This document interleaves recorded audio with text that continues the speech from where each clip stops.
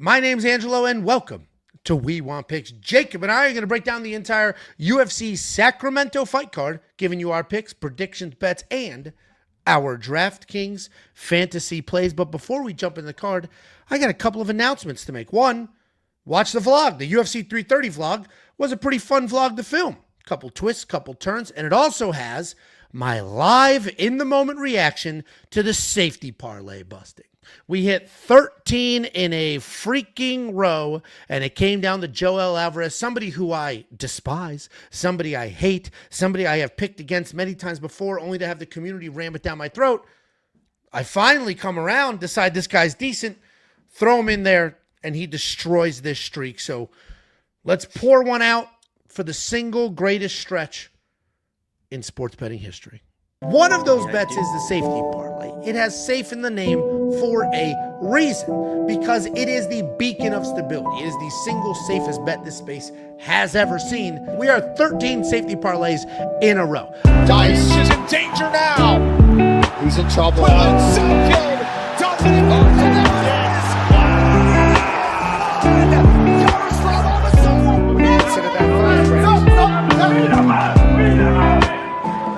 Jake, the Celtic King, Matthew.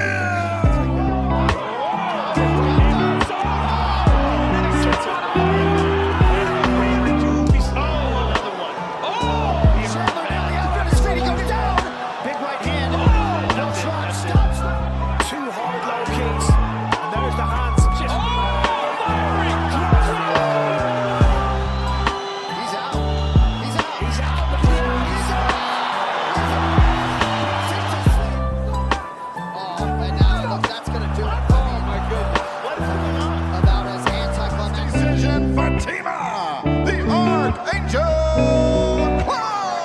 Oh, here we go. This might be a chance here. That's tight. Yep, got it.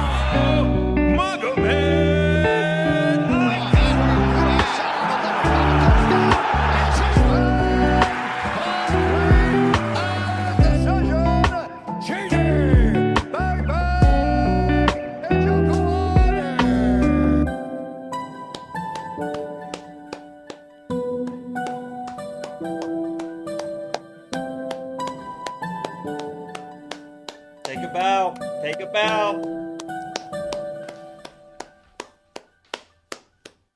Give a curtsy. Speech.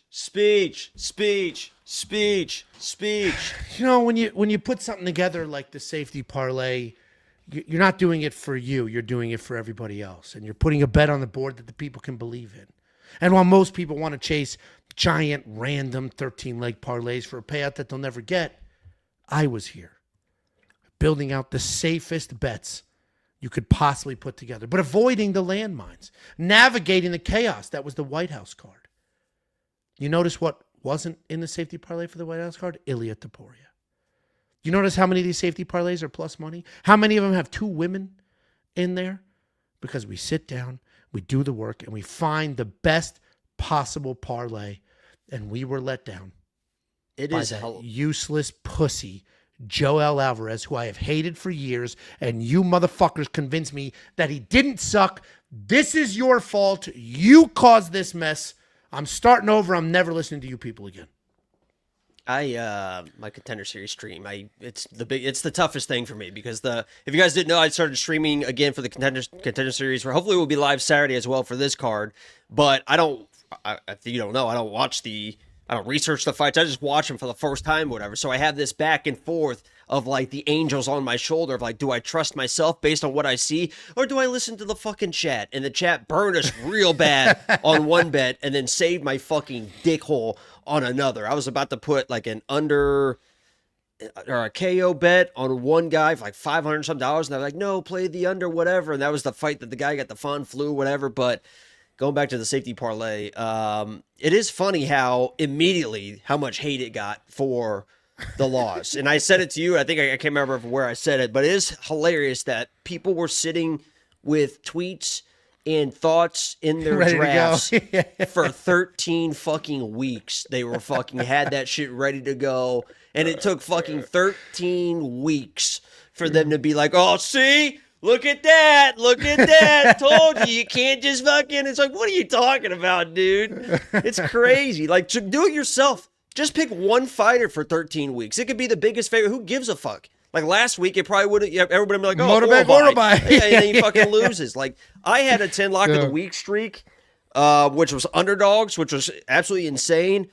There was a lot of fucking luck that came into like Leon's head kick was part of that. Like there was a lot. It takes a lot of fucking research, a lot of understanding, but also you got to have a little bit of luck in the 13. But this one was pretty good. It's funny that one of your winners was the Twister submission, and then you tweeted this past weekend. When's the last time you've ever seen? Nobody's ever seen the Scottish Twister? One of the safety parlays in the highlight actually was one of those.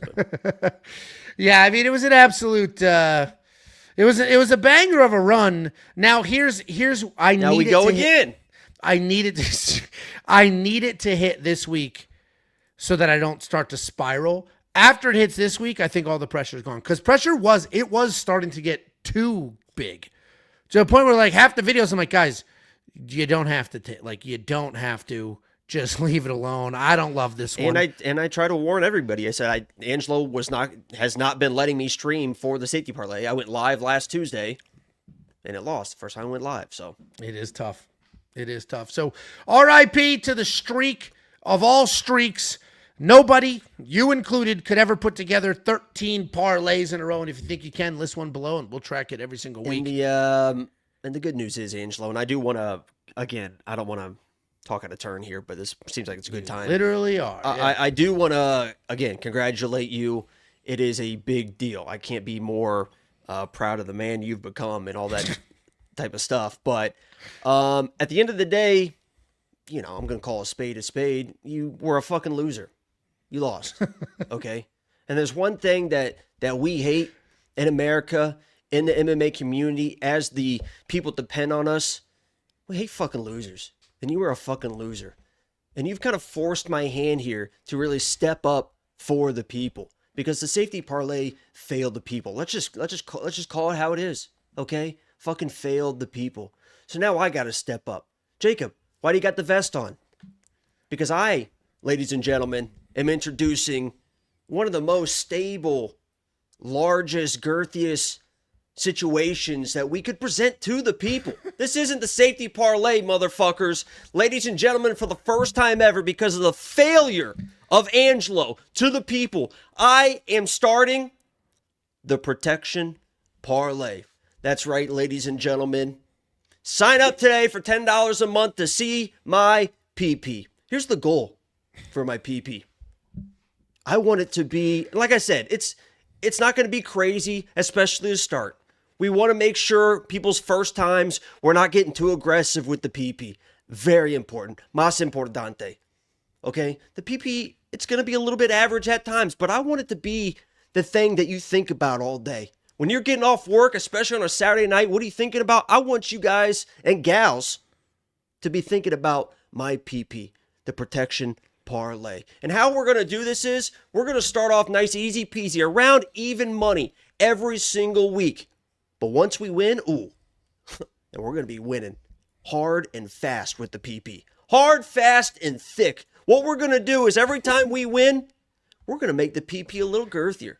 We're going to make the PP a little longer. We're going to make the PP a little bit thicker for the people. Because once you get your legs stretched, you're going to need more. So what I'm going to do every time the PP hits, we're going to increase the odds.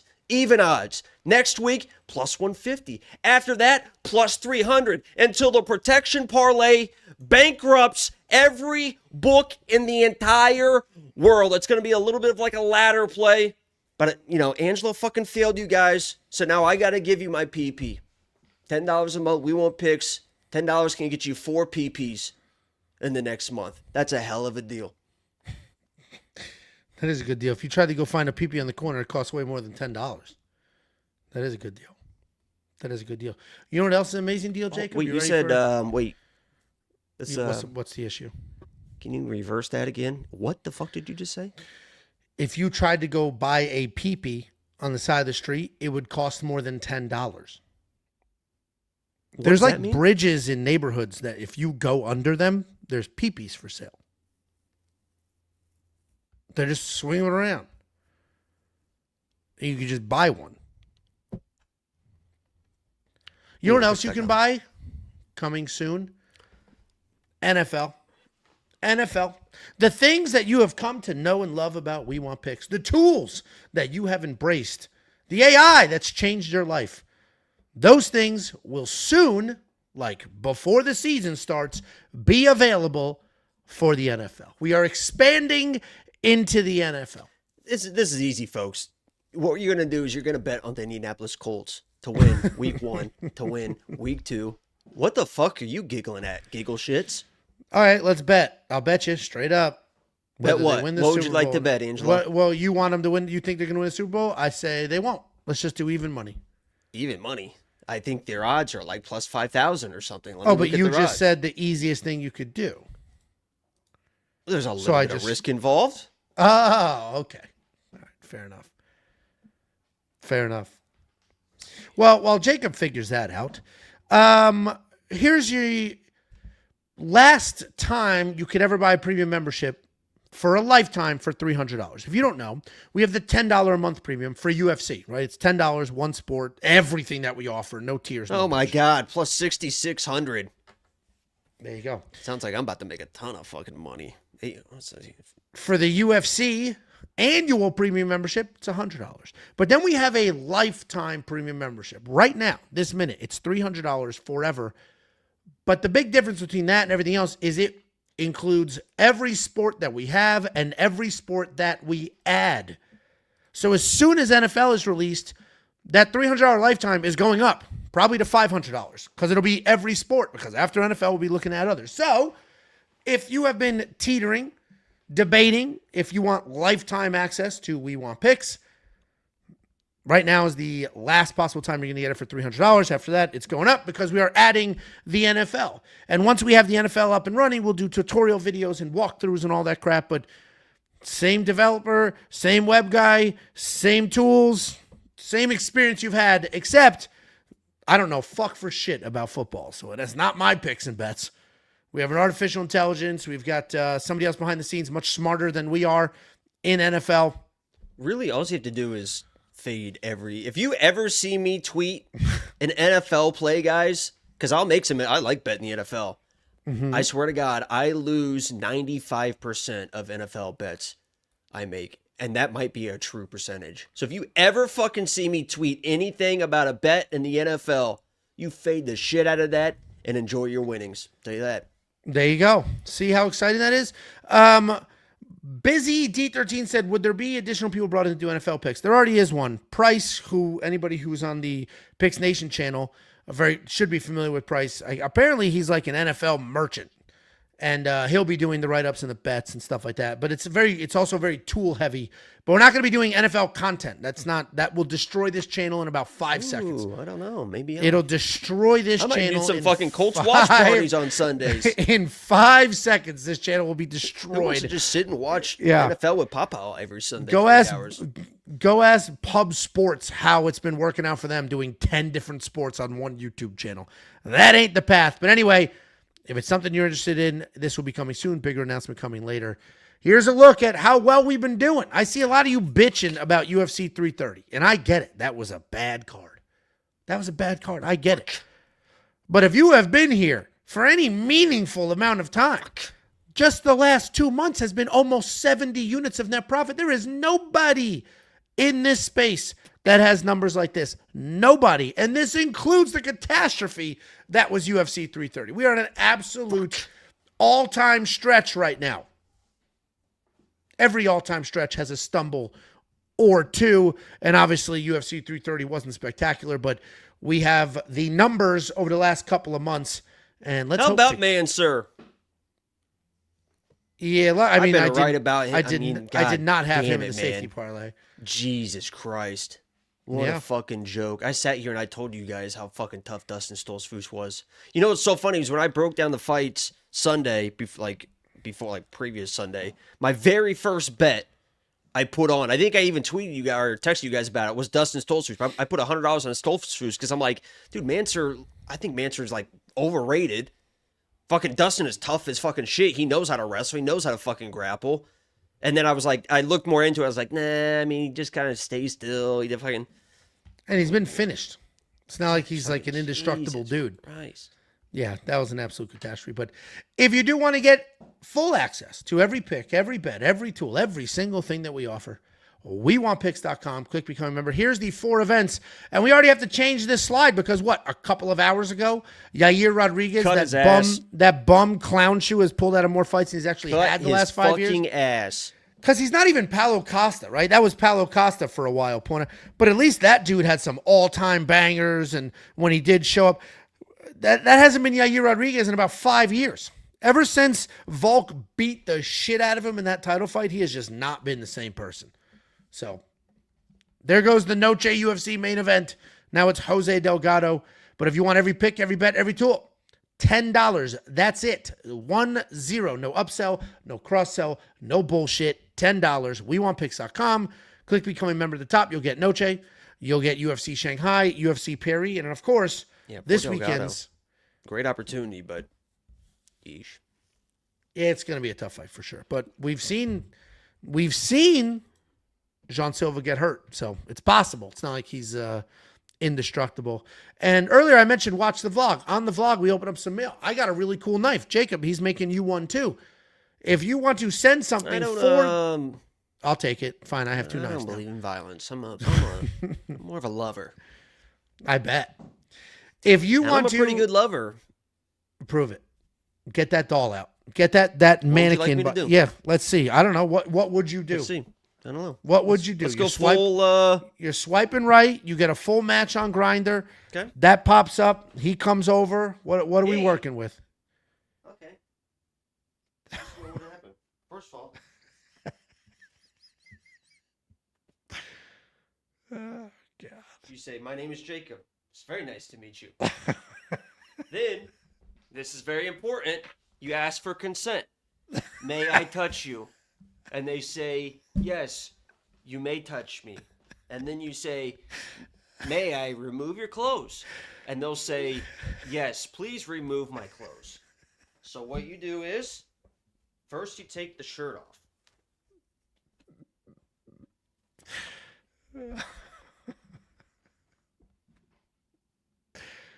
Oh, it's struggling a little bit. Maybe the buttons are in the back. Take the shirt off.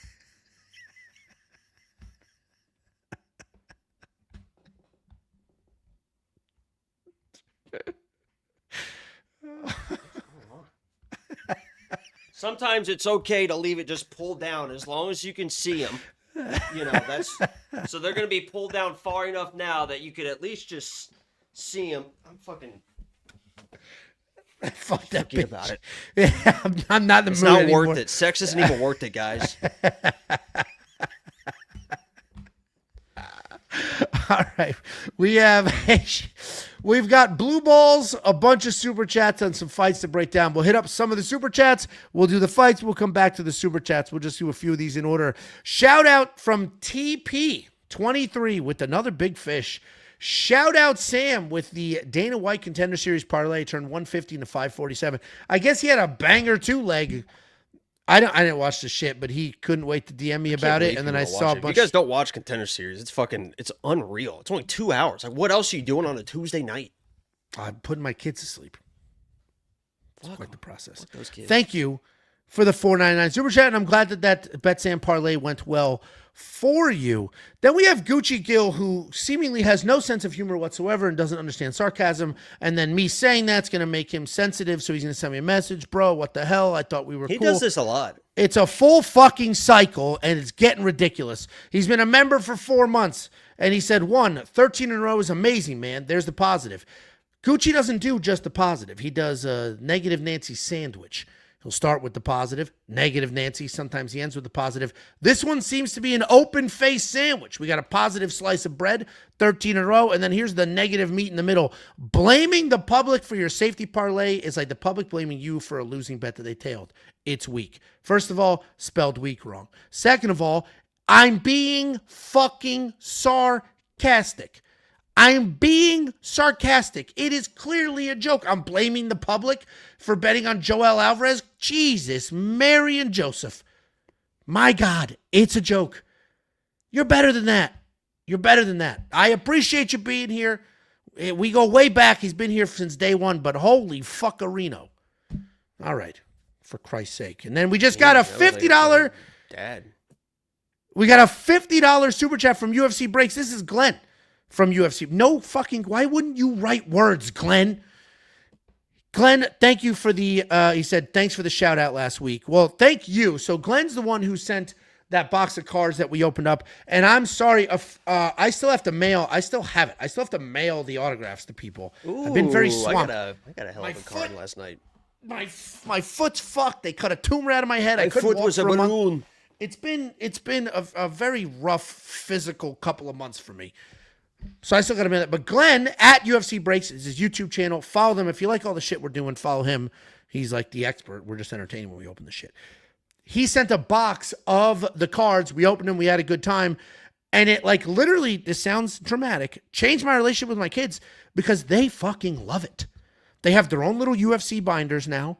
And before the fights, like, can we go through my cards and see if we have anybody that's fighting tonight? And like, my oldest sat in the room while we watched fights outside of the camera, of course, sat in the room and was like, is he fight? Like it's cool. They seem to care quite a bit. So Glenn, thank you for indirectly introducing my kids to this stuff. And thank you obviously tremendously for that huge super chat, and everybody go follow his YouTube channel. We've got a shit ton of super chats. We appreciate all of you. We will get to them, but let's just burn through them real quick. The people donate to ask too questions. many. $4.99. Angelo, you cost me my house on the last safety parlay, you son of a bitch. Move to the side. Let Jakey show you how it's done, Bubba. We got the protection parlay, my PP, ready to go. $10 a month. WeWantPicks.com. You can get 4 PPs for the price of 1. Thank you for the $4.99, John White. We got a $1.99 from Americana. Do it in order. All right, do it in order. We'll do it in order. I lost so much money last week, bro. Been there, done that. Appreciate the $1.99. Oh my God! Look at his fucking profile pic. It's me and Armin. Armenian Angelo from Low Fat Torta. Jesus, we want Gert 2026. Shout out the boys.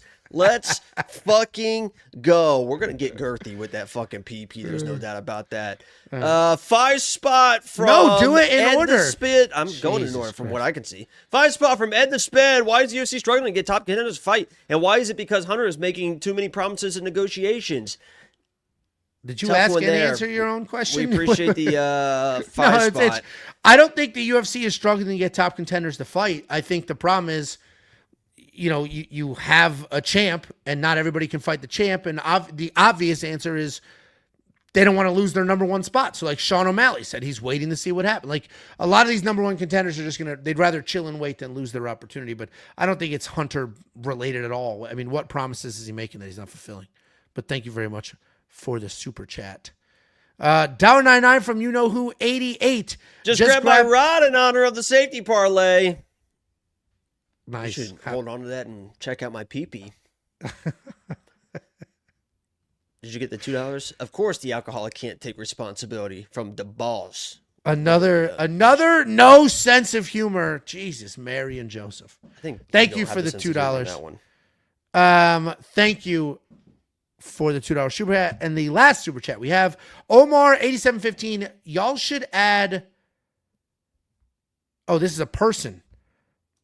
Reparks to the team. He predicted Wells. Well, how did he do with the other 11 fights on that card? Thank you very much for the super chat. And then this one comment stuck out at me. It's not a super chat, but it's from James. He says, how fast do they post next event's picks after the event ends? Literal minutes.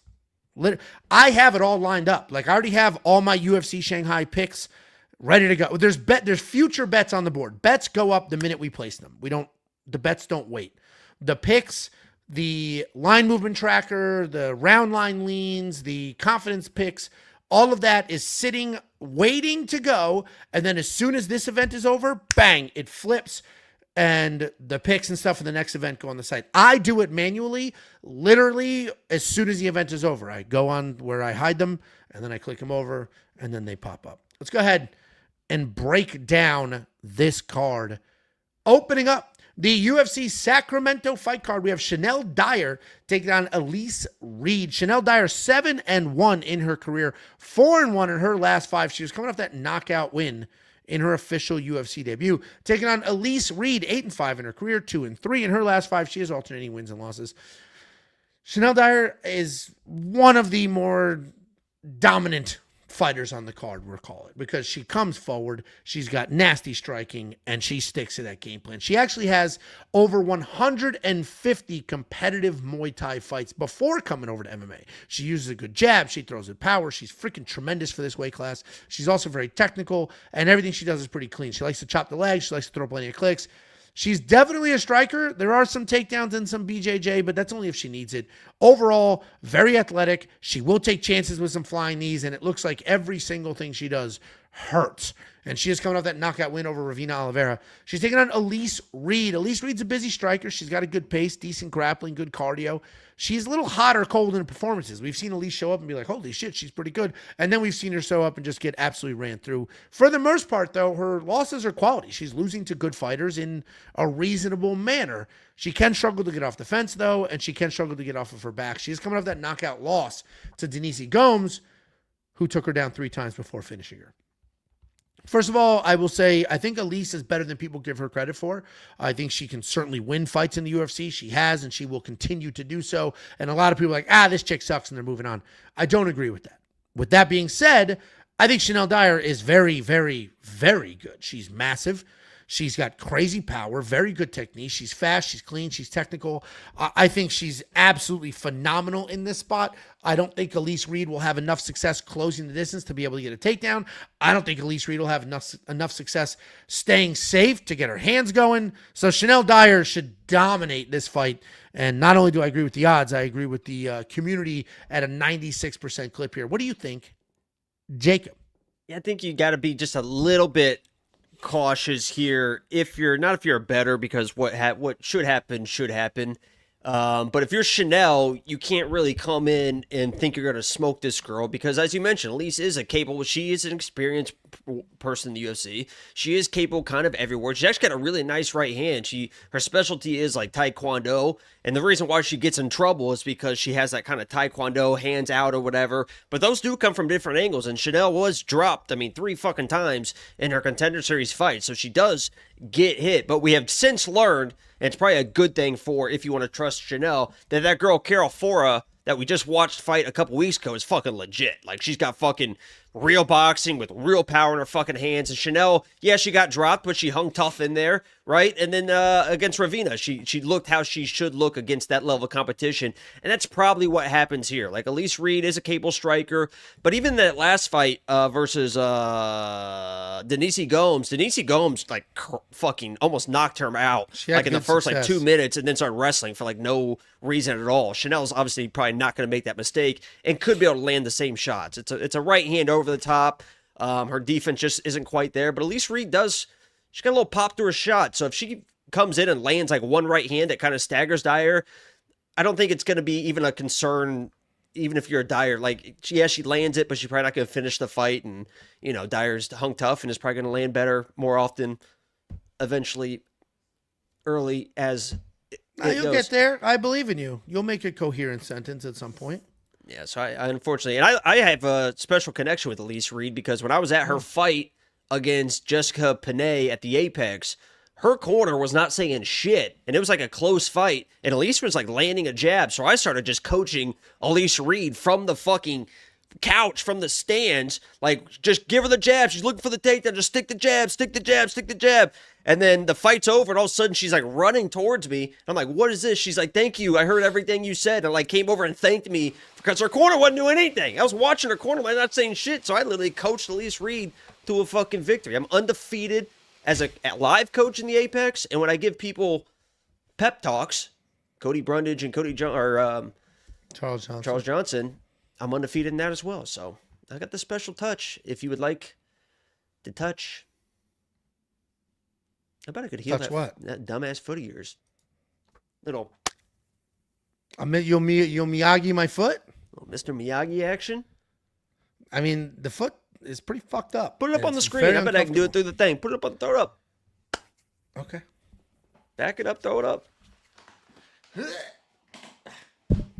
Get it up there, big boy. Here we go. Let's get that thing. It's very heavy.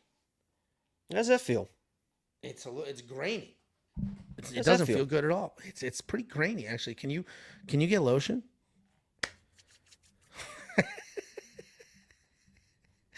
My shin hurts a little too. Can you rub the A shin? little up higher? Yeah. A little up and higher? Yeah. Get some up All right. I'm wearing mesh shorts. My asshole itches. Well, Jacob and I both on the Shanelle Dyer side. There are absolutely bets on this fight, and we have a 2.5 lady round in a fight that I do not believe will go 2.5 full rounds. So if you want to check out all the picks, all the bets, everything we have done, not only for this fight, not only for this fight card, but an entire run's worth of fight cards, go to WeWantPicks.com, click Become a Member at the top. Every pick, every bet, every tool available instantly with one click for $10. We have a $2 Canadian super chat from MM4. It's MMA Fanatic with the number 4s in there. Imagine the PP gets ED on slip 1. I don't think so. It's actually a very risky. My PP fucking. is not fucking. It's very risky. It's the protection parlay. It's not I don't know. risky at all. You're protecting people from making money because I actually don't like it at all. Yeah, well, that's why you're a loser, Angelo. That's why you lose. I lost one time, not lose. Lose is an Well, guess what? present tense thing. Protection parlay, never lost. Never lost. All right. Undefeated. All right. Looking forward to it. And we have a $4.99 super chat from Hey, I'm Queasy. Thank you all on the We Want Picks team for all the content Nice looking being Del. pumped out on the regular. It keeps me busy and always laughing. You guys are awesome. RDR dub, check mark. Well, we appreciate I you, would look Queasy. for a little bit more trap development on that. Yeah, you think so? The delt's kind of overtaken. It's kind of overtaken everything there. I mean, little lack of the upper chest, even the lower chest. I'd like to see a little bit more. I bet you would like to see. Why don't you area just and DM stuff, so. Jacob more pictures privately so he can go through I think them when and- you're doing incline stuff, you're pushing through your shoulders. You got to really turn those elbows in and push through your fucking chest, man. You got to fucking. I was doing chest today. Look at this. I mean, we're talking about some fucking meat coming on here. Jesus Christ. Yeah, all those muscles and he couldn't take a shirt off a mannequin. What a fucking joke. Hey. Weak. Yeah, Angelo, I don't know if you know anything about. No, actually, go over because this is a great slide for this next one because we're about to talk about foreplay here. And these guys, I guarantee, are masters of fucking foreplay. Sometimes the girls don't want you just ripping their clothes off, fucking Hulk Hogan style, getting after it and being done 3 minutes later, dickwad. Sometimes you got to take your time. Give a little kissies, give it a little licksy. As you're working your way down, set the fucking mood. Okay. Well, speaking of the mood, I feel like I'm in the mood to go to church because we have Jesus versus Jesus. My favorite comment this week was both of these guys look like AI tried to make a version of Jesus. And it is quite the battle of the hair. We have Jesus Jackson was McVey. Middle Eastern, by the way. This whole notion of So Wes Schultz could pull it off. Actually, the last blonde-haired, name, blue-eyed Jesus. the last that you name keep seeing. aligns. The guy was Middle Eastern. Well, So I don't think he had... Anywho, we had to go to a black church for we did like an exchange thing Why in are school. you so anti-Jesus not being white? Anyway, they have black Santa Claus. There was a Who? black Jesus and a black Santa. The black church we went to in school. Black Santa Claus, black Jesus. Wait a second. So you picked against every black fighter last week. I They did went not. 8-2. Dante Johnson was They in the went safety parlay. 8-2, and now you're randomly going to black churches and stuff? This was in high school. We did like an exchange. They came to our school. Wasn't that called... We went to their school. We went to a black church. Yeah, that was called inner city. What was that? Integration? What do they do with the inner cities in it the wasn't 70s? No, you're thinking of, is it integration? It's not integration. No, I can't think of it. I can't think of it either. That's not the word. No, this was like a 1 week thing. We spent a week at their school. You They grew up spent in a the week at our 70s, school. Angelo. That's what that was. We did a week at their school. It's like, yeah, I was They busted did a in the week at inner our city. school. The inner city kids were bust out. It was a gas. we went to their school. We were in their class. Like, we did class with them, their extracurriculars at their school. Then they came to our school for a week and they did all of our stuff. And I don't know how we ended up at the church. And for some reason we did a church thing too. You were so far away from the black community that they had to bring you in to show you like what black people look like or something. What was the point of this? I don't know what the point was. We had like a sister school, so they did a big switcherino, a week each. This might be the most actually racist thing you've ever been a part of. How is that racist? The whole school did it. Actually, not the whole grade did it. How is that? I don't understand. How's that hat doing? Speaking What's wrong of with the hat. Yeah. How do you even see it? Great joke. Next up, at UFC Sacramento, we have the battle of the hair. We have Jackson McVey taking on Wes Schultz. Jackson McVey, 7-2 in his career, 3-2 in his last 5. He is coming off his first UFC win, taking on Wesley Schultz, 9-3 in his career, 3-2 in his last 5. Coming off his first UFC win. Jackson McVey is a pretty big dude for this weight class. He's 6'4". He has no problem getting after it. He'll use teep kicks to try to manage that range. He's got a busy jab. He'll try to back you up. He is light in his toes. He's got some solid footwork overall. He does have some submissions as well, and he can use his length to snatch things up, but his takedown defense stinks. He is coming off that first UFC win, which was over Esti Tomas, so I don't even know if you want to count it as a win. Taking on Wesley Schultz, a credentialed wrestler. You wouldn't really know it by watching his fights, but this gentleman made the leap to MMA about 5 years ago. Before that, he was 47-0 in high school. Then he went to a junior college where he was All-American. Then he went to a D3 school to wrestle, and he was All-American there as well. And before the UFC, you do the tape study, dude's wrestling his ass off. He's a wrestler through and through. Comes into the UFC, starts doing some dumb shit, not a wrestler anymore. But when he does decide to wrestle, he's got good top control. He stays busy, does a nice job shooting a takedown, then transitioning to another until he eventually gets it to the ground. Like so many other people, though, wrestlers that transition, the hands aren't quite there. They're almost non-existent whatsoever. So if he's not getting the takedowns, he's not winning the fight. He is coming off that submission win over Ben Johnston. This is, as I described in the Quick Pick video, a violent Pert Plus commercial. They're just going to beat the fuck out of each other, and one of them is going to have great smelling hair, and the other one's going to be covered in blood. No, I don't use Claude for my shit. This is definitely You've never Googled some sort of joke you could make? Come on. Never. I know you. Literally never once ever. What did you just say? A Pantene Pro V what? A violent Pert Plus commercial. Jesus, yeah, I guess that is you. Anywho, I don't think Jackson McVey is very good, and I'm surprised to see his line continue to widen. I understand the odds here say minus 500, minus 180, but a few days ago, he wasn't minus 180. It was like minus 130, minus 125, and now it's widening up again. The instant, Wesley Schultz sucks. If you only watch the Damien Panas fight, I get it. It was dickhead activities, bouncing around. It was an embarrassment. But he is a nasty wrestler, and Jackson McVey sucks at defending takedowns. So if Wes Schultz comes in here with the exact same game plan that Zach Reese had, he can get the takedowns. And once Jackson's on his back, he's kind of stuck there. So I'm going to pick Wesley Schultz, and I'm going to trust that the person who spent his entire life wrestling, and the last time he didn't wrestle in a fight, he got knocked out. Let's land this plane.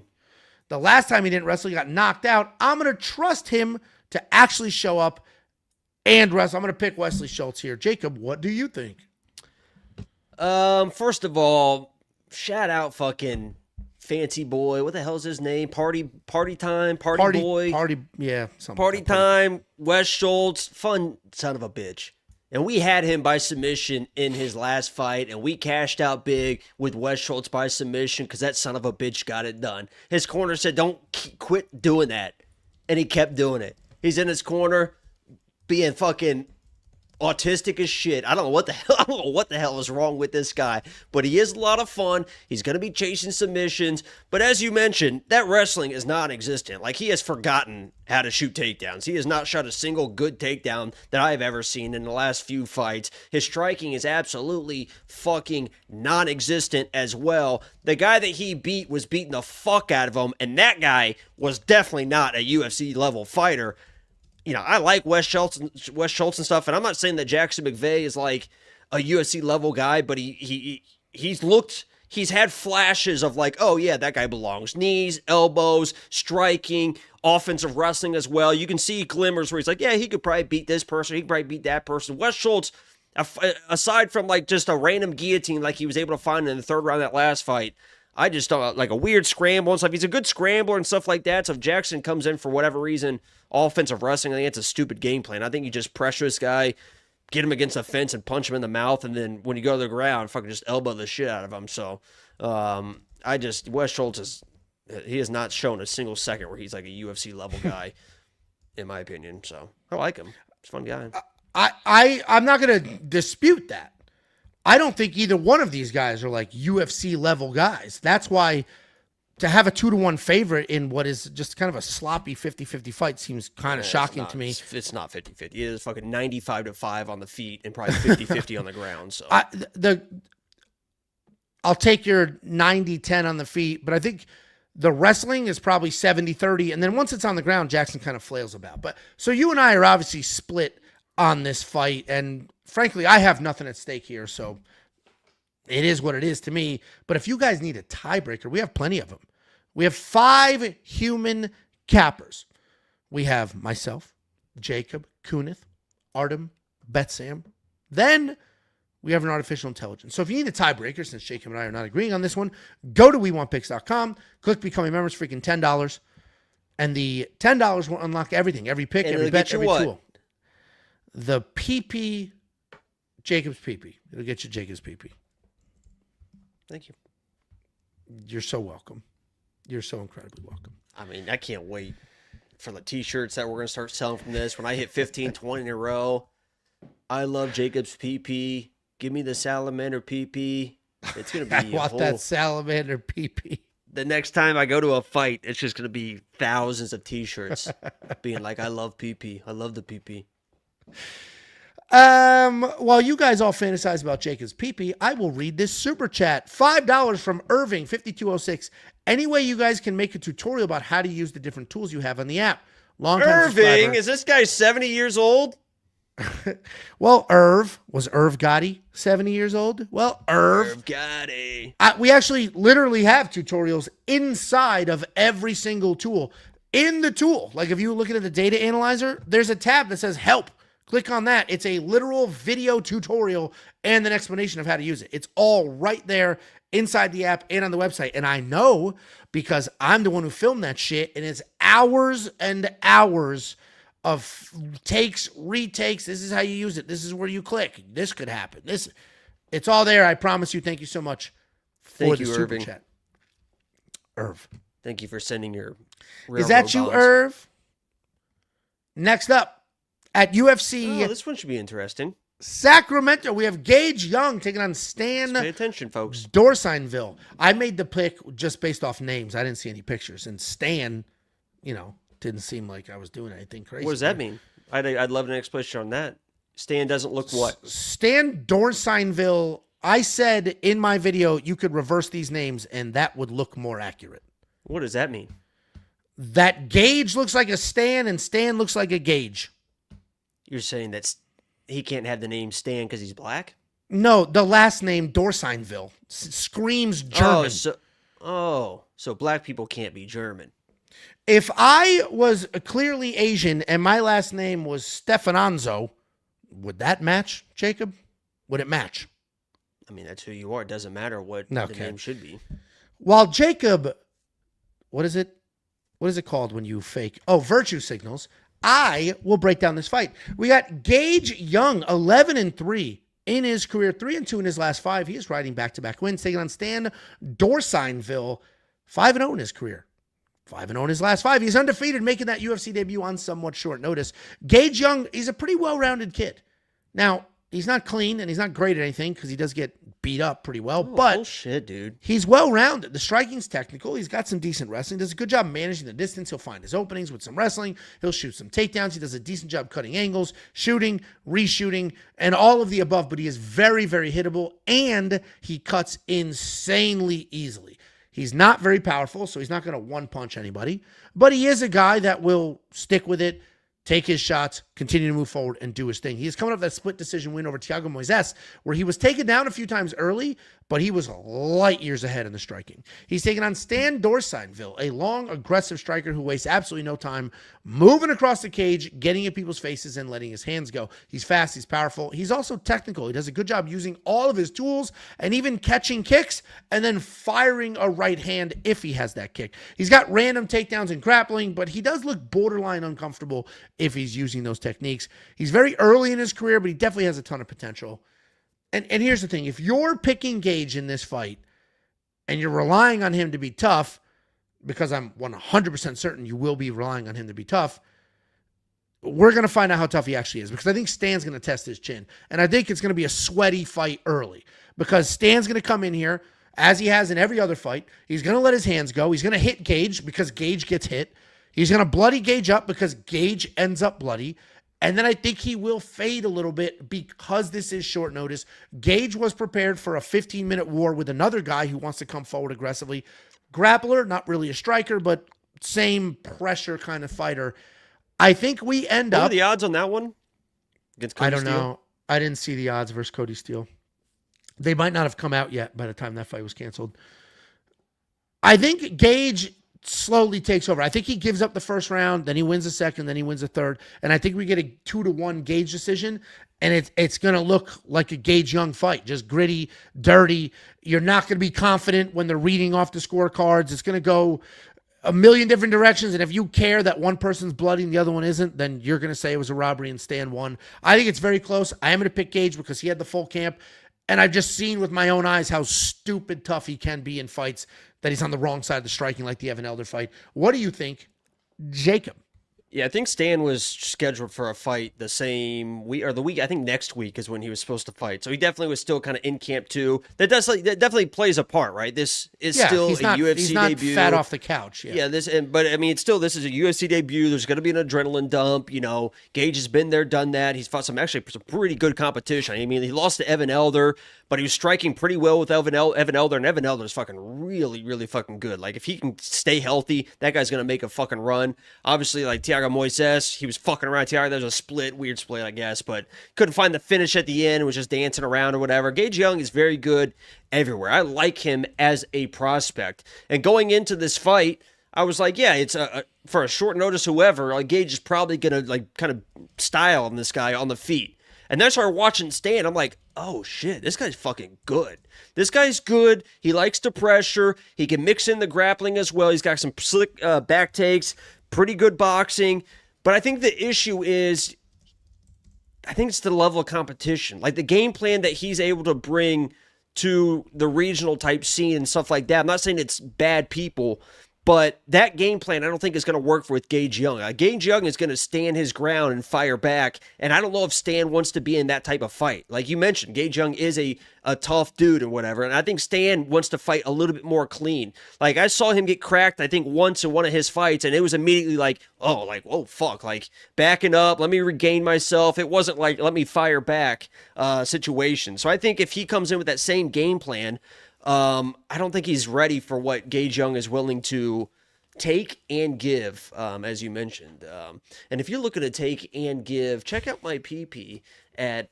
But no, I'm going Gage Young. But I have the fights listed this weekend for, like, number 1 most exciting fights down to the bottom. I have this at number 4. I think this could be a really, really good fight on the card. That's kind of probably being slept on because people don't know Stan, but Stan's fucking good. I agree with everything you just said.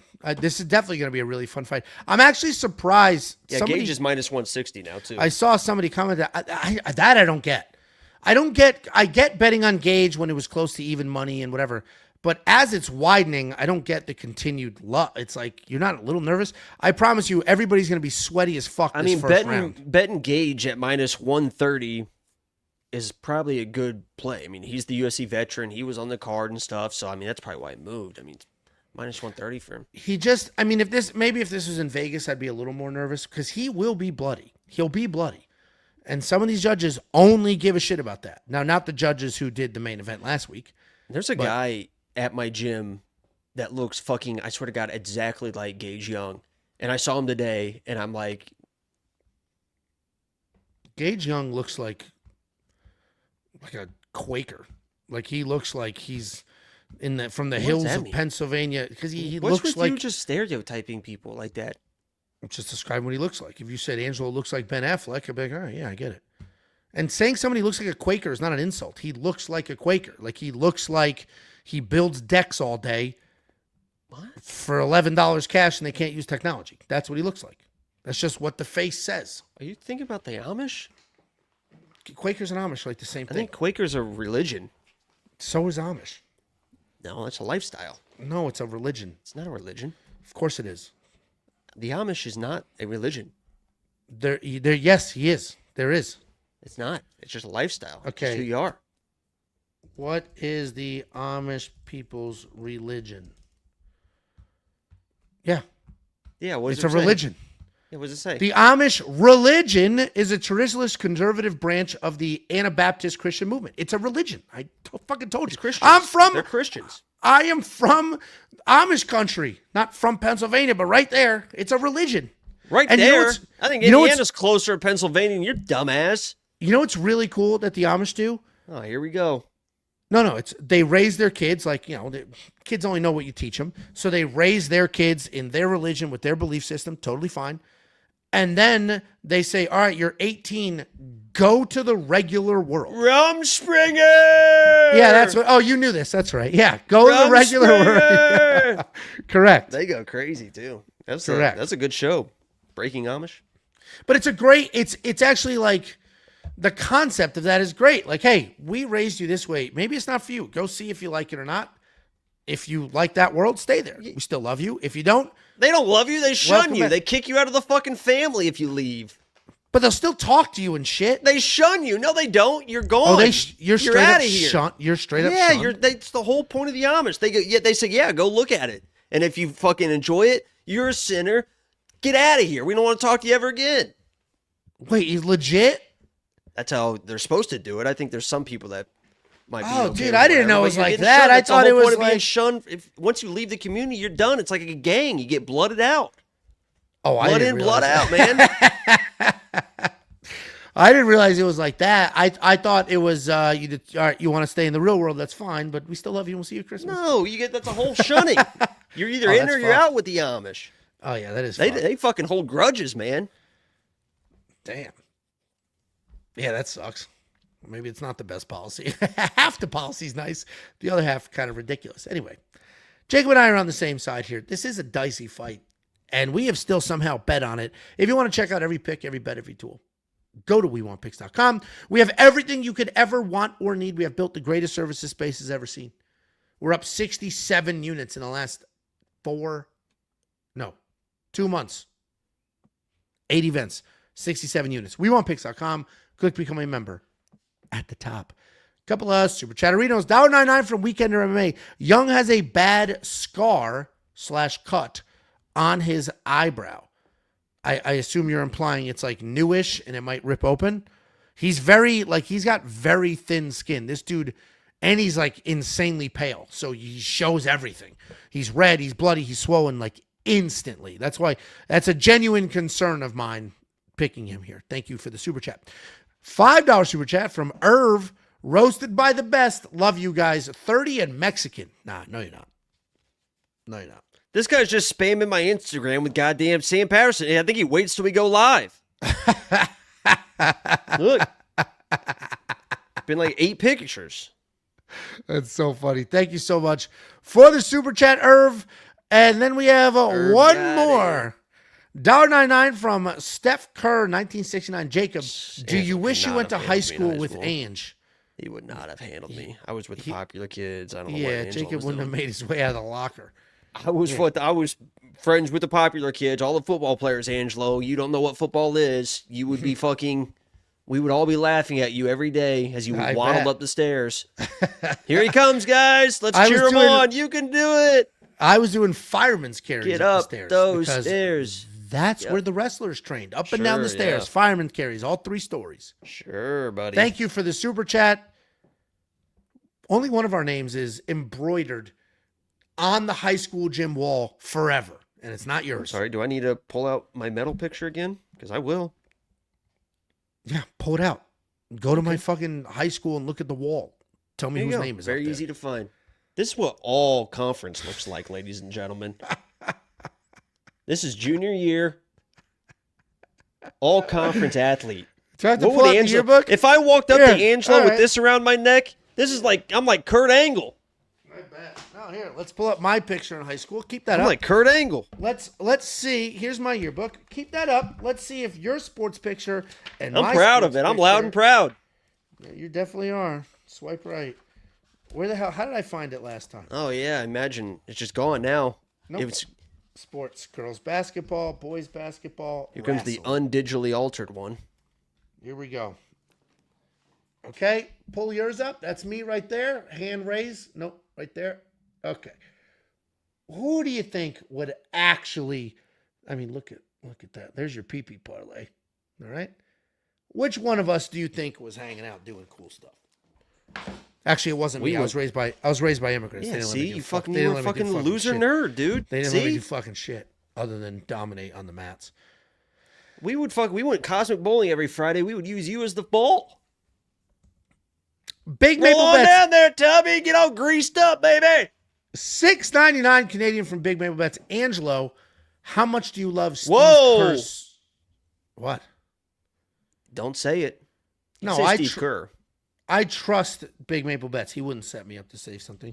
Steve Kerr's son. Who's Steve Kerr's son? Oh, you fucking Big Maple Bets, dude. I thought I could trust you. You are setting me up. Thank you for the super chat. Thank God I Googled it. What a setup that is. Why would he name him that? It's Nicholas. That's outrageous. It's outrageous. Armenian Angelo Cristo, $1.99. Where can I find the tryouts to join We Want Picks? Send us a tape. We're gonna do tryouts for We Want Picks, like how they do Big Brother. Send us your Big Brother audition tape to be a part of Let's make a the band. Let's do Making the Band. Well, that was one of my favorite shows ever. You can be P. Diddy if you want. I know that's kind of your thing. Maybe when Bet Sam somehow funds his way to America, we make him audition, and we run a whole crew of other people, and everybody auditions, and we just pick the best. He's got to like fight for a spot or something. Correct. Yeah, that's the condition. You want us to pay for your ticket, you got to earn your spot in the team. I think Everybody else paid their way here. He was in here too. He said some nice things about you, but you fucking hate him for some reason. I don't hate Bet Sam at all. But don't call me and say, "Hey, can I come on vacation to you? And can you pay for it?" He invited himself over and then asked me to pay for it. That's crazy. Yeah, we're going to do that. Is that not crazy? No, it's not crazy. That's crazy. Have you ever invited yourself somewhere and then asked them to pay for you to get there? Back in the day with my parents, sure. Mommy, daddy. Coming to Yeah, Florida, exactly. yeah. Mommy, daddy. Back when AirTran was fucking you get AirTran from Indianapolis to Fort Myers and fucking it was like $47 or something. It was crazy back in the day. Like $39 flights and stuff. That is What crazy. a rush. $2 super chat from Clownio Clown yo ass, boy. 2728. $2 super chat. Bet Sam in Texas. He probably couldn't handle Texas. I feel like it'd be too much freedom and something would Pretty happen. hot right now. I mean, Jesus. Fucking definitely couldn't desert right now. I You know, actually think- humidity levels have been like in the 20s too. It's dry as shit because as soon, like in the morning, it's nice. And at night, it's nice. And the temperature's still 95. It's just nice because there's no sun. I was walking around. The sun had set last night. It's 100 degrees. Yeah, but it's actually like bearable. No, it's not very bearable. It's like a fucking hairdryer. Oh, I didn't mind it. All right. Next up. Hey, what are you doing walking around outside? I thought your foot was hurt, by the way. I didn't go for a walk. You grabbed the mail. You took actually Tuesday nights, you got to take the trash out. Oh, God. This You is think I'm so faking it? Why would I fake Yeah, you're faking it. Why would I fake it? Because we talked about it in the group chat today. Your softball playoffs are coming up, and you're scared. I just hit a walk-off 2 games ago. So Last you know game, it can't get any better than that? No, So you're just I quitting on played your a game. team. I played a game since then. I went 3 for 4 on hits. The only reason I didn't get a fourth hit is because my foot got fucked up halfway between home and first, and I had 2 plates at home. Caught a fly, got an out. It's the playoffs best are game here, I could have. and you're quitting on your team. I'm not quitting on my team. You're literally quitting on your team. It's slow pitch softball. I said to them, I will play, but I'm not 100%. And I'm being very generous to the team because we have 13 players. There's only 10 that could be on the field. You only were going to bat 11. So 2 people have to be cut for the playoffs. And I was like, listen, I'm not 100%. It's kind of fucked for me to be in my spot and somebody who is 100% is not going to be able to play. I would do anything for my fucking, you should, Band of Brothers. You should watch it sometime. I will be taking away from the team. I can't run down a fly ball right now. You could if you wanted to. I guarantee. No, I couldn't. If someone had a gun to your daughter's head and said, here's a fly ball, run that down, or we're going boom. You running it down? I would tell her I love her. Just different mentality, man. I mean, it's just different, man. I'd be out there fucking. It's unreal. Unfucking real. Jacob talks all this shit. Jacob came and watched the game at the beginning of the year. We only had 9 players on the field. 9. And we needed a 10th. And we're like, Jacob, you could be catcher. You be catcher. We just need another person. He refused to do it. He refused to do it. And because he refused to do it, we had to play with 3 outfielders, and poor Casey had to run around like a psychopath. Come on now. I don't catch Angie, baby. I'm the big mouth on this guy. Here we go. Pitch it, baby. Next up, at UFC Sacramento, we have Marcio Barbosa taking on Ryan Kuse. Marcio Barbosa, 18-2 in his career, 5-0 in his last 5 years, coming off that knockout win in his UFC debut, taking on Ryan Kuse, 9-2 in his career, 3-2 in his last 5. He is making his short notice UFC debut. Marcio Barbosa, powerful, aggressive striker. He throws everything with intent, and lots of times just straight up from his hip. It's not clean, it's not technical, it's just bombing away. He has no problem headhunting. He has no problem chasing finishes. He's like a small Hector Lombard. If you have been watching MMA as long as I have, you're familiar with Hector. Not the UFC version of Hector, the Bellator version of Hector. Jesus Christ, man. He comes out, he knocks people's heads clean off, and it's fast. And you're going to say it's technical, but it's really not. Like, if you're looking at it at normal speed, it's not technical. It's just so damn fast and aggressive. He does a good job stalking people, staying somewhat defensively sound, and you're going to see not a lot of wrestling out of him, but if he does end up on the ground, he does keep that finish energy. He's just slamming away, trying to get you out of there. He's coming off that knockout win over Dennis Bazooka, where he ducked under one of Dennis's strikes and just threw a beautiful left hook and got him out of there.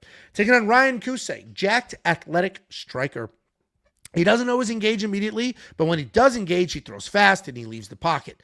He loves to lead the exchanges with leg kicks and then follow up. The problem is, if you start an exchange with a leg kick, you can be countered very, very quickly. You got to hide those things, bad boy. You got to hide. You got to tuck those things behind a jab. You got to do something with them.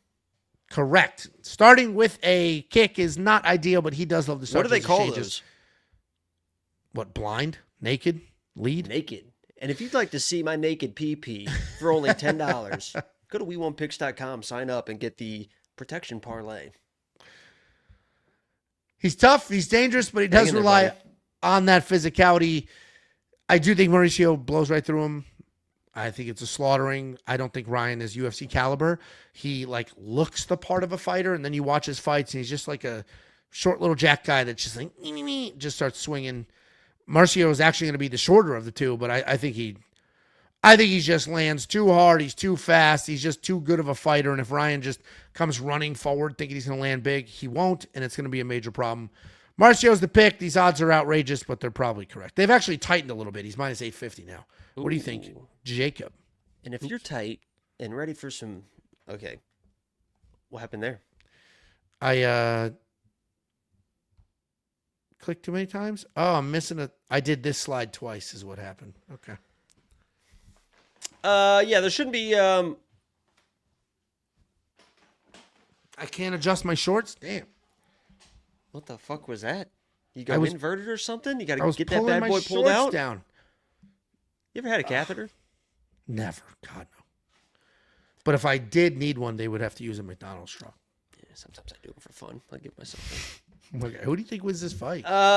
It's gotta be Barbosa. I'm gonna buy into the hype because this isn't a guy that's just swinging crazy. There's a couple knockout artists on this card that are actual fucking prospect as well. They're not just swinging wild, throwing overhand bullshit and just running through people. And the second that they get caught with somebody that knows kind of what they're doing, they're going to struggle with that. This guy's got clean fucking boxing, as you mentioned. There's a nice slip under, fucking left hand. I hit you with that same combination about 10 fucking times when I don't know what you're giggling about again. I'm happy to run it back live. Yeah, we might have to fucking drug test your dumbass after this stream. Let's run it back live. But he's got, he's got good striking. He's got obviously just unreal power. And Ryan Kuse, I mentioned it versus with Elise Reed. Kuse is kind of the same deal. It comes from more of like a karate, taekwondo-ish background. So again, the hands are a little bit away from the face. He is good offensively. If he lands some shots on Barbosa, I'm not going to be crazy surprised. But I think it's one of those situations where, like, the more success, because Barbosa's going to take his time. Like, he's going to feel into the fight a little bit. The more success that Ryan has in the striking is probably going to be, like, bad. You know what I mean? Like, he's going to be like, okay, now I'm landing, and then he's going to overextend a little bit. And pop goes the weasel. Down goes the egg off the wall, if you will. I'm going Barbosa. There we go. That's you, Humpty Dumpty. Yeah, I figured. Did people call you I that? can't engage with the troll. Nobody's ever called me. Why would anybody call me that? Why I saw your interview with RDR. Josh was RDR's like, cool, this man. guy's 6'6", 300, and RDR was like, nice. He believed it. I was like, I'll take. And thought $4 bills. I was like, I'll take the 6'6", but I'm not 370. Josh, literally, I think he said like 400 and some pounds, and RDR was like He said like 370 or something like that. And RDR was like, yeah, it looks like it. RDR's the hell 6'6". But actually, his interview, he was. He's a Chad. Dude's just cool. Yeah. Yeah, he's just annoying. He's just a fucking. And he wasn't afraid to say shit. Like, even before we did the interview, Josh was like, anything off limits? He's like, nah, I don't give a fuck. Like, that was literally his response. And I was like, why did you quit? No. He was trying to make the fight. Jacob and I, same side of this fight. It's a pretty obvious spot. But as you. Even Marcio Barbosa by knockout is juiced because it's the most likely outcome here. The under. Minus it's tough. 600. It's the knockout by Marcio. Yeah. And his odds are minus 925, actually minus 850 right now, right? 850, yeah. It's not very, it's hard to make money on this fight. You're going to have to risk a lot for. Or like a same game parlay, like him by KO, somebody else like Wint by KO. And most significant strikes and something like that. Well, same game parlay is two things in the same fight. I know you can combine same game parlays, as what I was explaining before you jumped in with your nonsense. So what are the two things I just in said, this fight? like Barbosa KO, Wint KO. You can stack those. You can either do first round KO for Barbosa. So there's your same game parlay. First round KO for Wint. Same game parlay. Mash them together. Yeah, and that's how you can find your value. Yeah, you're gonna have to play some tricky games here because the odds are wide, and they probably should. And if you're not looking for games and you're looking for reliability, check out my PP. WeWantPicks.com. Only $10 a month. It is not large this week, but it's gonna grow week in and week out. And if you support it, I'll support you. Okay. Yeah, like Dan Hooker. WeWantPicks.com. What is that homophobic comment? He was supporting all these women he was sleeping with on the side, you Muppet ass clown. I thought that he was gay. That's what she said after he cut her off. I don't believe her. He cut off a stripper that he was funding, and then she was like, look, he's gay. She's not a victim. How is she a victim? Yikes. She was the side chick knowing full well he's married. His wife is the victim. Yikes. She's the only victim. He did it to himself. The stripper knew he was married. They're not victims. The wife's the victim. How do you know if you go to a strip club which ones will sleep with you? I think you just have to pay him and ask him all. You can get in big trouble just doing that or slapped in the face. If you go in there you get a private dance and then you're like, hey, what else is going on later or something? I'm asking for you. They all want to sleep with me. Like I go in there, I'm not a strip club guy. You should see how I'm treated. They're all over me. I could grab anyone at any moment, but I'm saying for you, how would you know? I am not a strip club guy, so I wouldn't know. This is have you been though? Of course I've been. I just never, never because I wanted to. Let's put it that way. What? You never once went to a strip club and was like, yeah, I'm pretty excited for the strip club. Nah, it's just never been my thing. I mean, it's a little, if you're going like all the time, whatever, but I've never walked into a strip club and been like, oh man, oh, boobies, oh, I hate being here. Like, I don't like, it feels weird to go once you're there. I mean, Jesus, Angelo, have a fucking beer, sit down and get $1. No, but that's what I'm saying. The only good time, see that, I don't want that, like, don't touch me. But I'll have some beers. They all smell so good. We'll hang out drinking. Oh in my God, a little $1 day. They all smell so good. Hang out Their drinking in an skin's area. so soft. Okay, all right. It is fucking, I might go tonight.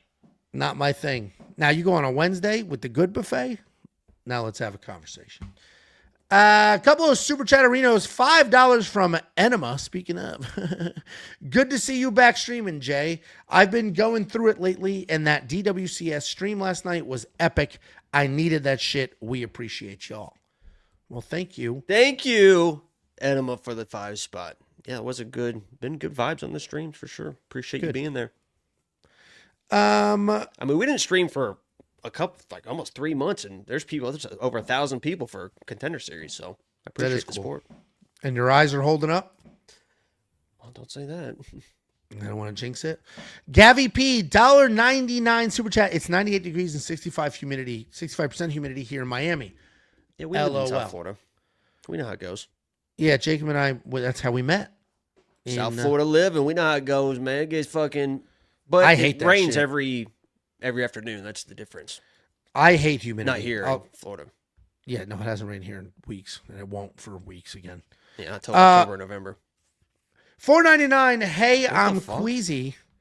I want to trade Jacob for Betsy. Wait, did he change his profile picture to a better angle? That's that same guy. It's the same picture. No, he was tilted to the side last time, and I think he changed his profile picture, donated again just to get a better angle. Well, maybe he prefers me over you because you were critiquing his physical appearance, and I would never do that. I'm just trying to help the guy out. No, you critique. You're like, oh, this isn't big enough, and that should be bigger. And send me DMs. Oily. I mean, do I have to Thank you for the super chat. I will protect you from this pervert. Then $1.99 from Sam Hall 668. Barbosa knockout. I'm assuming this is supposed to be a plus. Wint knockout plus. Dyer knockout plus. Douglas knockout. Who's Douglas? Like these are proportions here. Wait, who the fuck's Lerryan Douglas. These are proportions here, ladies and gentlemen. You understand? See the full chest. Lower. See the tricep. We talked about the tricep last night. Mm-hmm. On Dana White Contender Series, supposed to be 2/3 of your arm. There we go. That's Jacob's Instagram, by the way. Thirst trap, and then funny clips from the streams. I'm getting real fucking juiced up now. There you go. I got a TRT guy. And $4.99 from bullshit. I'm eating eggs, chicken, and rice. Ale, New York. My man said you pay and ask them all. My man said you pay and ask them all. I don't get fucking it. Idiot. Oh, the when women. You walk in a strip club. Yeah. Who wants to have sex with me? Who's willing to have sex with me? That's Angelo does. I'm looking for sex. God, man, be discreet about it. Yeah. Oops. Hey. There is no sex in the champagne room. Who said that? Wasn't that a Jamie Foxx song or Eddie Murphy song? No, it Party Jamie all the Foxx time. Song, Party all the Chris time. Rock said it. I think it was Chris Rock that. Most overrated comic ever. And that's not true at all. I love Chris Rock. And our favorite from lesbo. Our favorite lesbian, Carrie McGill, 7489, $1 super chat. We appreciate you very much. She had to chime in. We were talking about gay people. No, we weren't. Yeah, we were. We were talking about Dan Hooker being gay. No, you were, and I said no. I know. Anyway. So we were talking about it. So she heard gay and finally, $7.99 Australian. I love watching you guys at work. Thank you, Harpreet. We appreciate you very much. Let's go ahead. Wait, she said my favorite breeders. What does that mean? Oh, because we can breed. We're men. Oh. Because we're not gay, so we breed. I like that. I'm a breeder, baby. I'm putting that on my fucking Hinge profile. Breeder. I've literally bred. You haven't. You might shoot blanks. We don't know.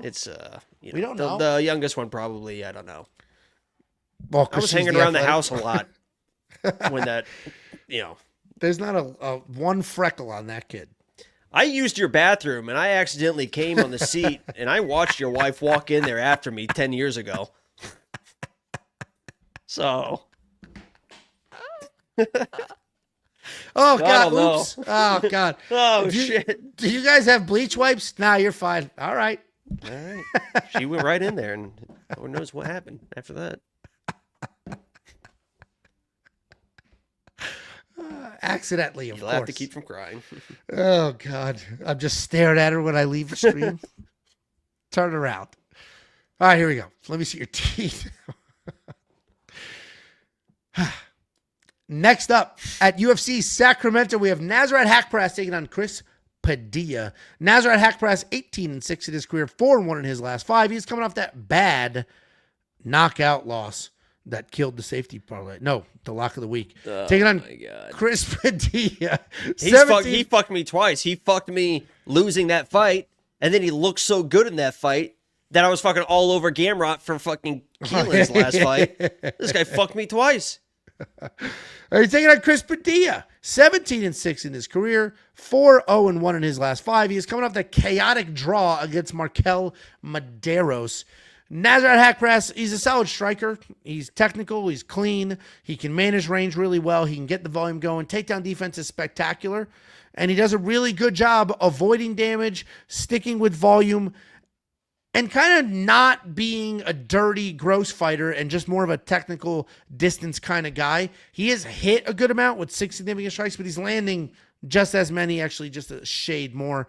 He did just get knocked out by Quillen Saul killed, and he was put out cold, but the reality is he looked really good up until that kick. He's taking on Chris Padilla. Chris Padilla is a well-rounded guy. He wants to come forward. He'll strike for just a minute, and then he'll move to a clinch. He'll push you against the cage. He'll grind. He'll stay in your face. I could not categorize anything he does as great. I don't think he does anything great, but he does everything well, and he is insanely tough. He's got a ton of cardio. He's very durable. He moves forward, and he just doesn't stop. He is coming off of that weird draw with Markel Medeiros, which originally was announced as a win for Chris, and then Vegas made the call. They took that away, and they made it a draw, and Markel was up on the scorecards, but then there was an eye poke, I think, or a nut shot. One of those two, they took a point away. That was a mess. I still think Chris won, with or without the point taken away. Anyway, I'm going to pick Chris here. Why are you so afraid to call him by his name? War Taco? It's just Taco, man. Just call him Taco. I do say Taco Padilla. It's actually in my notes here. I just didn't say it. You're scared to say it. Why would I be afraid to say Taco? Well, it seems like you were. It seems like it was in the script and you chose not to read it for some reason. Because I've done this 3 times already. And this fight's a little easier for me because I've done it 3 times and I feel very confidently here. So I don't need to remember. What did this guy do in his UFC debut? No, anyway, Taco is going to make this fight ugly. And that's his only path to victory here. If he wants to play the outside game, he is not going to out-technical Nasrat. He's not going to be faster than Nasrat. And I don't think he can take Nasrat down. But I'm still going to pick him to win because I do think he will close the distance, get in the pocket, and he'll just grind on Nasrat, get him against the cage. I think he'll rack up some control time. Nasrat's not a big one-punch power kind of guy. And while Chris isn't either, Chris will look like he has the more impactful shots. And Chris struggled with Markel because Markel had incredible footwork and he stays super technical. Nasrat will just kind of start swinging, but if you close the distance on him and you back him up, you can keep him against the cage. Like I said, I don't think Christian's going to get a takedown here. Nasrat's takedown defense is spectacular. But I've also seen Nasrat look like shit in fights that he shouldn't look like shit in. I think Chris Padilla closes the distance, makes it ugly, makes it grimy, makes it dirty. And I think he wins this fight. And the odds were Chris as the slight favorite. These were basically reversed just 4 or 5 days ago. Now the money's coming in a little bit. Chris is the Dunderdog. I get it. This could go either direction, but I'm going to be on the War Taco side. What do you think, Jacob? Yeah, this is not a tough one for me. I will say that. Nasrat, both these guys are former Lock of the Weeks. Nasrat, did not quite win his fight. Taco obviously won his fight as lock of the week, maybe twice at this point. I was a big fan of Taco when he made his debut. I'm still sticking with my boy. It's going to come down to pressure. Even in that Markel fight, like Taco came into that fight a little bit short notice, missed weight, still fucking kept that crazy pace that he knows how to keep. Like he just breaks people down. He's so sound defensively with that pressure that even when you're trying to land on him, you're just basically like gassing yourself out. Like it's like he's just walking forward like with like a force field around the guy almost. The issue though that is going to start adding up for him is that eyebrow. Like he got split open bad, I think in the Jai Herbert? The Jai Herbert fight, and then I think it was bleeding in his last fight as well. Like if that cracks open, it's like the judges got to be smart when they score stuff like that because it's one shot. I understand it's a big shot, it's all the damage, but a lot of times, like if that cut happens with just one random shot that happens early in the first round, and then you get cut open in the second round or whatever, they see all this blood, and it's like you already scored that fucking cut, and it was one shot. Like the smallest little shot can fucking cause a cut. Like just a little, the stitches barely hit somebody, cause a cut, and then people are like, oh, well, all the damage on this guy. It's like, yeah, from one little, it's like, I don't know. I disagree with cuts being like a scoring criteria in like a general sense, but I digress. Nasrat is very good. He's a very good striker. You mentioned good takedown defense and stuff like that. If Taco comes in and gets like a Taco victory, which I think he can, which is like walk him down, even maybe you find like a late finish or something like that, this is going to look really, really good on the resume. Like Nasrat is a guy, I don't care what you say, he was smoking Keelan in that fight before the head kick. This should be a very, very good fight. Again, I ranked the fights on like most exciting fights for this card. Where do you think I have this one at? 3. Number 1. I think that this is the most exciting fight. I think this could be the most exciting fight because both these guys, we've seen Nasrat go to war with people. We saw it against Ribovics. He will go to war with people, and he's usually pretty tough. And Taco, obviously, is not going to be shy from anything. So I think it's going to be the pressure from Taco, the elbows, the knees. It sounds a little bit cliche at this point to mention that with him, but he fucking lands them pretty much in every single fight. So Taco's my boy. I'm Taco until I fucking die. Former lock of the week. Like the guy. I've talked to the guy. Cool guy. And yeah, I'm sticking with Taco to get it done. There we go. Yeah, I mean, we're both on the same side here. Obviously, he is the dog right now.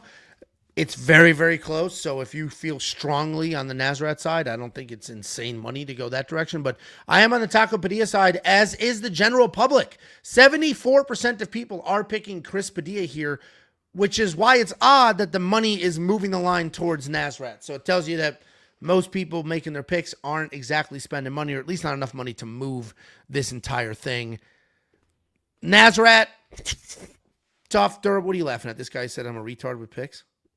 Oh. What the fuck? I tell you what, D, list every single one of your picks. We'll compare yours to mine and see who has more better. Clown shoe dick licker. One the Taco Padilla We need to side. get some alcohol in you. You're like very mean. I'm tired, dude. I can't sleep because my foot's fucking killing me. I'm So very just have very 3 tired. shots of tequila, and you're good to can't. go. I can't. 3 shots of tequila and a gummy. You're good to go. No, I can't do. Weed fucks me up. Fucks me up. Like, Angelo had a gummy one time and spent the next 2 hours being like, I think I'm high now. dude, I think I'm high now. Every 10 minutes. I'll scratch my head like this, and then I'll be like, I'm just zoned out on the couch watching fights or whatever, and Angelo would just randomly be like, I think I'm high now. I think I'm feeling it. It's crazy. I think I'm feeling it. I think I'm high now. All right, well, this guy's gone. You're not going to call me fat on my own YouTube channel and think you can hang out. Bye-bye. Fucking dork-ass clown shoe. Go watch Bet Sam then. Listen. What did it say? Lard ass, I'm on the same pick as Bet Sam. It's like, oh, so you don't have a mind of your own. You said I'm stupid, and all you did was make the same picks Bet Sam has? No, he called you lard ass. Correct. And before that, he said I was stupid. Anyway, and now he's gone. Where's the See lie? how easy? See how fun that is? We're both on the War Taco side. We both picked the dog here. If you want to see what Bet Sam picked, and apparently D, go to WeWantPicks.com. Click Become a Member. We have 5 human Was this pick for cappers. you, just real quick, a pro-black, pro-Mexican, or anti-Muslim pick? I did this pick based purely off of the stylistic matchup. Nasrat likes to keep things technical. Chris doesn't. And I have another fight on this card Chris that I have is the... very technical. No, he's not. Taco is fucking the most Muay Thai guy in the fucking world. What are you talking about? Then why does he spend 3/4 of his fights clinching against the cage just being grimy? Because that's and what dirty? Muay Thai is, you dipshit. He gets in the that's Muay what it Thai is. clinch and lands knees and elbows. Have you ever watched the Muay Thai fuck? Have you ever been to Thailand with a lady boy on a Thursday night watching free fights at the bar, going back to her place, lifting that thing up and being like, wow, you look like the same as me. No, I haven't had that experience just yet. Neither have I. Not yet. He's a grindy, gritty guy that can take this fight, make it ugly, and win it that way. And there's another fight on this card that has the exact same breakdown. But first, some super chats. $1.99 from Brother. Nope, get that the fuck out of here. $1.99 from Ale, New York. Kelvin Gastelum decision. He left off the L. Smiley face. I don't know what fight this was for. Assuming this one. We appreciate you. $1.99. This is going to be a... Oh, damn it. He's saying because Nasrat looks like Kelvin. Got it. And then he wins by decision. He does look exactly like Kelvin. It's a bit unsettling. Then we have $1.99 from Hey, I'm Queasy. Man, this was me 3 years ago. Come on, Jacob. Thanks, Ange. Dude, he has changed his profile picture 3 times. Wait, this is the shirtless guy? Yeah, this is the shirtless guy. He's changed his profile man. That's picture. a fucking hell yeah, brother. See what happens, Angelo, if you fucking actually gave a shit Just lock in. about your family? All it takes is locking in. We appreciate the super chat and That is something to be congratulations proud on of, your though. journey. Oh, of course. $2 super chat from Luis Mann, 55, 44, 50. Brother Brodetti, you left my room. That's so Dude, Thank you for the $1.99. We haven't been trolled in a while. That's what I was so laughing at. I didn't see it. I'm just clicking and moving. I wasn't laughing. It's not funny. Luis Mann. All I know is Cody Durden is my lock. Now that one I don't get. Are those guinea pigs? We had this conversation last week. You know, in Peru, they eat guinea pigs. That's like their thing. I bet they're delicious. Honestly, they're all fat.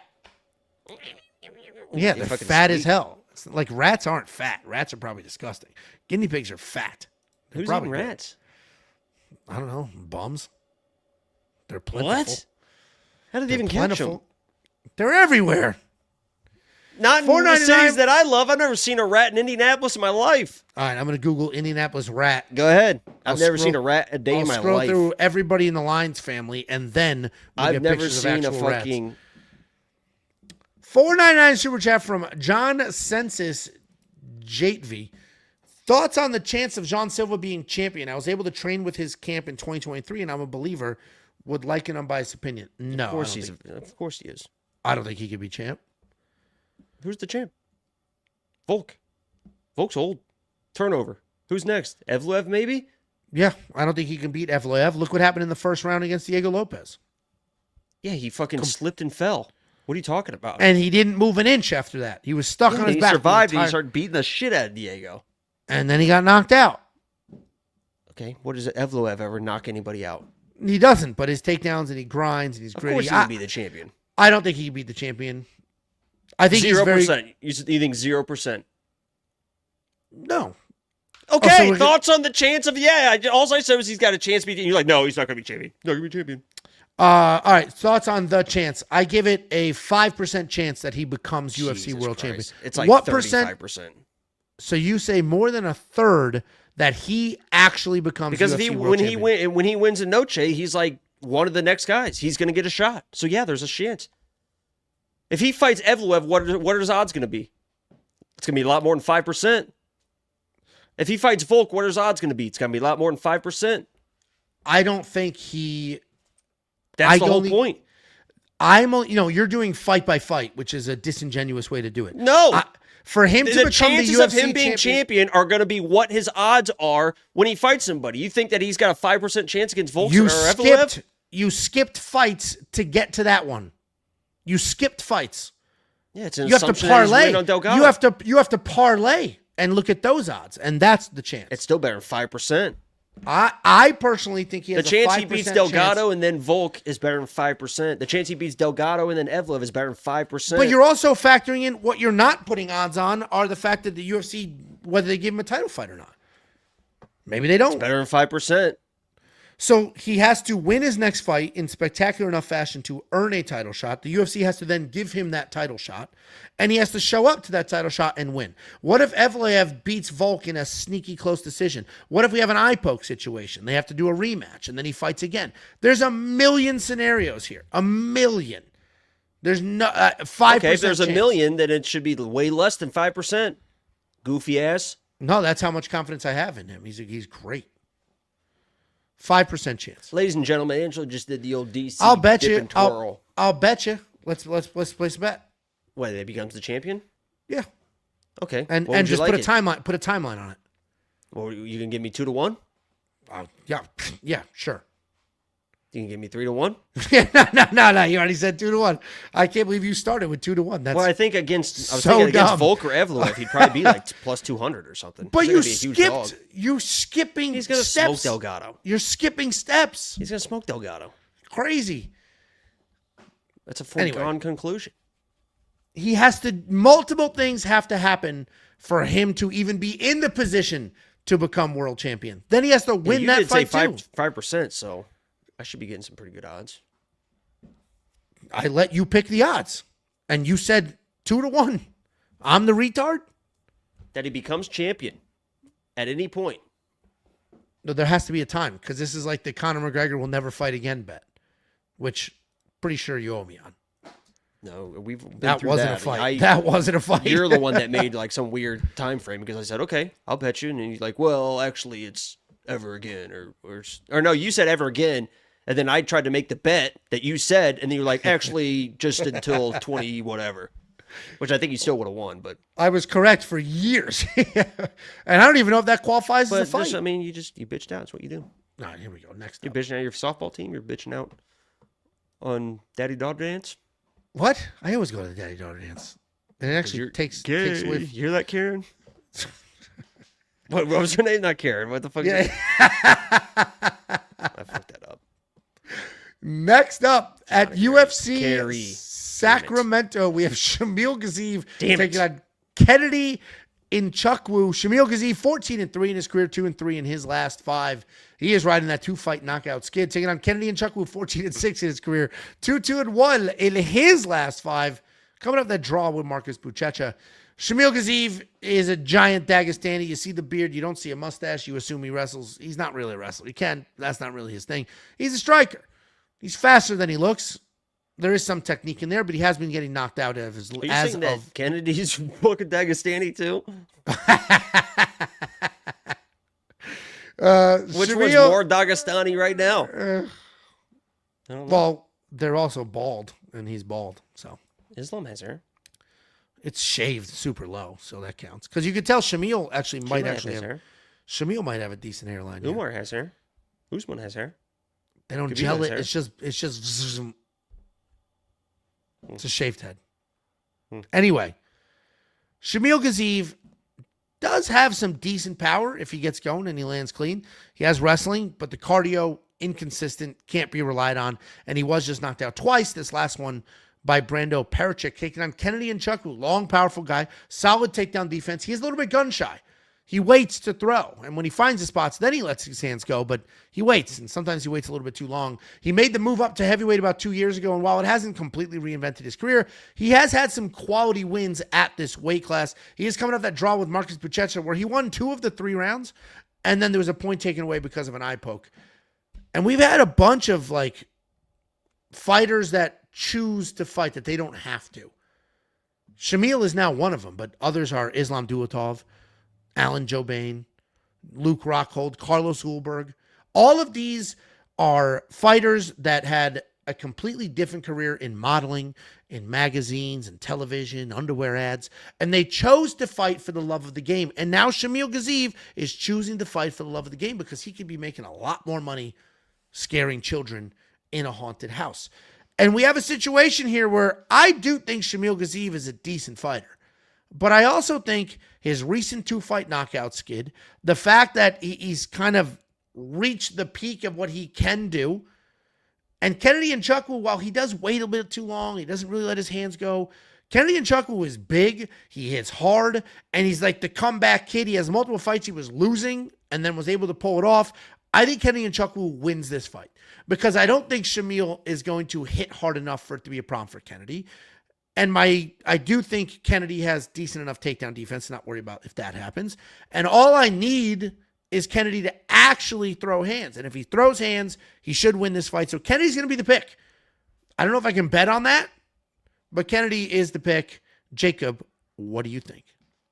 Yeah, I just don't know if the Shamil, if he comes in and lands the right hand on Kennedy, it knocks him out. It kind of is what it is. I'm a little bit surprised that people are that like reliant on him doing that because, you know, he is a hittable guy. Like, he is like all gas, no brakes. Like, his defense is his offense. He's going to stay in your face. You saw that in the last fight versus what's his name? Brando, whatever the fuck his name is. I had the under 1.5 in that. I rewatched that. I cannot believe that did not go under 1.5. Like, these guys are fucking, like, Shamil was hurt multiple times, even hurt Brando one time. It was a fucking disgusting fight, but it showed that, I mean, Shamil can eat a shot. So this is another one. I think this is a 1.5 line that I think I would be probably a little bit careful with, especially a guy that's been knocked out a couple times. You saw even in that fight last time, coming off his first knockout lost, he came in and was like trying to wrestle. Like, he came in with a little bit of a wrestling game plan. So if he comes in with this one, you know, that's going to probably extend the fight because Kennedy can be taken down and stuff, but he's good enough and capable enough to not just get like completely dominated, which will extend the fight. So, but he is kind of just reliant on that right hand. And I think Kennedy is, as you mentioned, kind of has shown he can kind of go 3 rounds and is kind of just a little bit more polished everywhere. And with that length, even at heavyweight, like, he's going to be the bigger, longer, rangier guy. I think he can just kind of keep that jab out there, keep Shamil walking into that jab. And then when Shamil's overextending, you know, you saw that Kennedy does have good boxing when he lets his hands go, like against Lucas Bresky. Like, that was just a clean fucking left hand, I think, or right hand. I can't remember which one it was. He landed just right on the button. And Shamil has shown that he does get hit like a lot at this point. So a little bit surprised that people, I understand the aura that people have with Shamil and stuff like that, but, you know, it feels like I would bet him if he was like plus 150, you know, like as a more of a 50-50 play, but betting him as a favorite, it's just like, I don't know. I'd play like early finish and then see how it goes, I guess, but I'm taking Kennedy. Yeah, listen, I'm on the Kennedy side too. I'm surprised you are. And we have to remember Kennedy spent... Oh, yeah, I am. Okay. You just said it out loud with words. I know, but last week I picked Neil Magny, and then I completely forgot I picked Neil Magny when I was like making my, like, circling my picks for whatever. And then he won, and I rewatched our breakdown. I was like, oh my God, I fucking told everybody that this was a perfect fight for Neil Magny. That this fucking son of a bitch has 5 minutes of cardio. Turns out he's got like 4 minutes of cardio. Amazing. You know, and that's why... Amazing? You can see my PP at WeWantPicks.com for only $10 a month. If you're looking for analysis like that, that's the analysis I put into the protection parlay. You might say, Jacob, what is that? Is that an ID? No. That's Amanda Hebot autographed picture. Because I still believe, just like, you know, people are going to give up on the safety parlay and stuff like that. And who can blame them? It's a fucking loser. It's a fucking dud. But guess what? Just like I believe in my relationship with Amanda Hebos, I want the people to believe in something. And that's why I made the protection parlay. Check out my PP for only $10. You get 4 PPs for only $10. Yeah. Check out Jacob's PP. And real quick, you have to remember Kennedy Nzechukwu just spent a full fight camp training for Marcus Buchecha, one of the greatest heavyweight grapplers of all time. So I think whatever wrestling and takedown defense they had in that camp certainly carries over to this one if the game plan is to wrestle. We got a couple Super Chatterinos. $4.99 from Ale, New York. Sorry, I'm driving. Angelo cares. Only pick the most handsome fighter of the week. He didn't pick Shamil. I did not pick. Well, no, I picked the more handsome fighter. Yeah, see? Shamil's I did not. Handsome. You know, Shamil was voted sexiest fighter in the UFC? Poor guy. He actually, I saw a clip. I don't know what the short was, whatever. I saw him like with a hat on and clothes. He wasn't as hideous as he is. I think he's a pretty cool guy. He's been hanging out with that Jaden Campbell, whatever his name is. Yeah. That kid that's been just grinding. People don't like that kid. I like that fucking kid. I mean, that kid's fucking grinding. People don't like anybody that seemingly gets success overnight. I didn't know he existed. Then all of a Talking sudden, about like an industry plant and stuff. That kid works hard. Just like even Crazy Kev. Like I've never had an issue with. I can't stand that fucking. I mean, you could tell that kid fucking just worked his fucking ass off. Same with you fucking hated Bert, shirtless Bert too. But that kid was fucking grinding his ass off too. Because he was a 12-year-old with no fucking shirt on trying to start shit. And it's like, dude, this feels weird. Stop. You have no shirt on. Then he started wearing a shirt. Like this kid's, I think, 19 years old, just moved to Vegas to pursue this full time. Like he's all in. Yeah, good for him. Well, and it's funny because people hate, what's her name? Nina, because she's an attractive woman. So screw her. And now they're hating on this kid because it's like, what do you want? They love you until they hate you. Just like the Pat McAfee, what's going on? Which it is, Pat is well, that album, much at this point.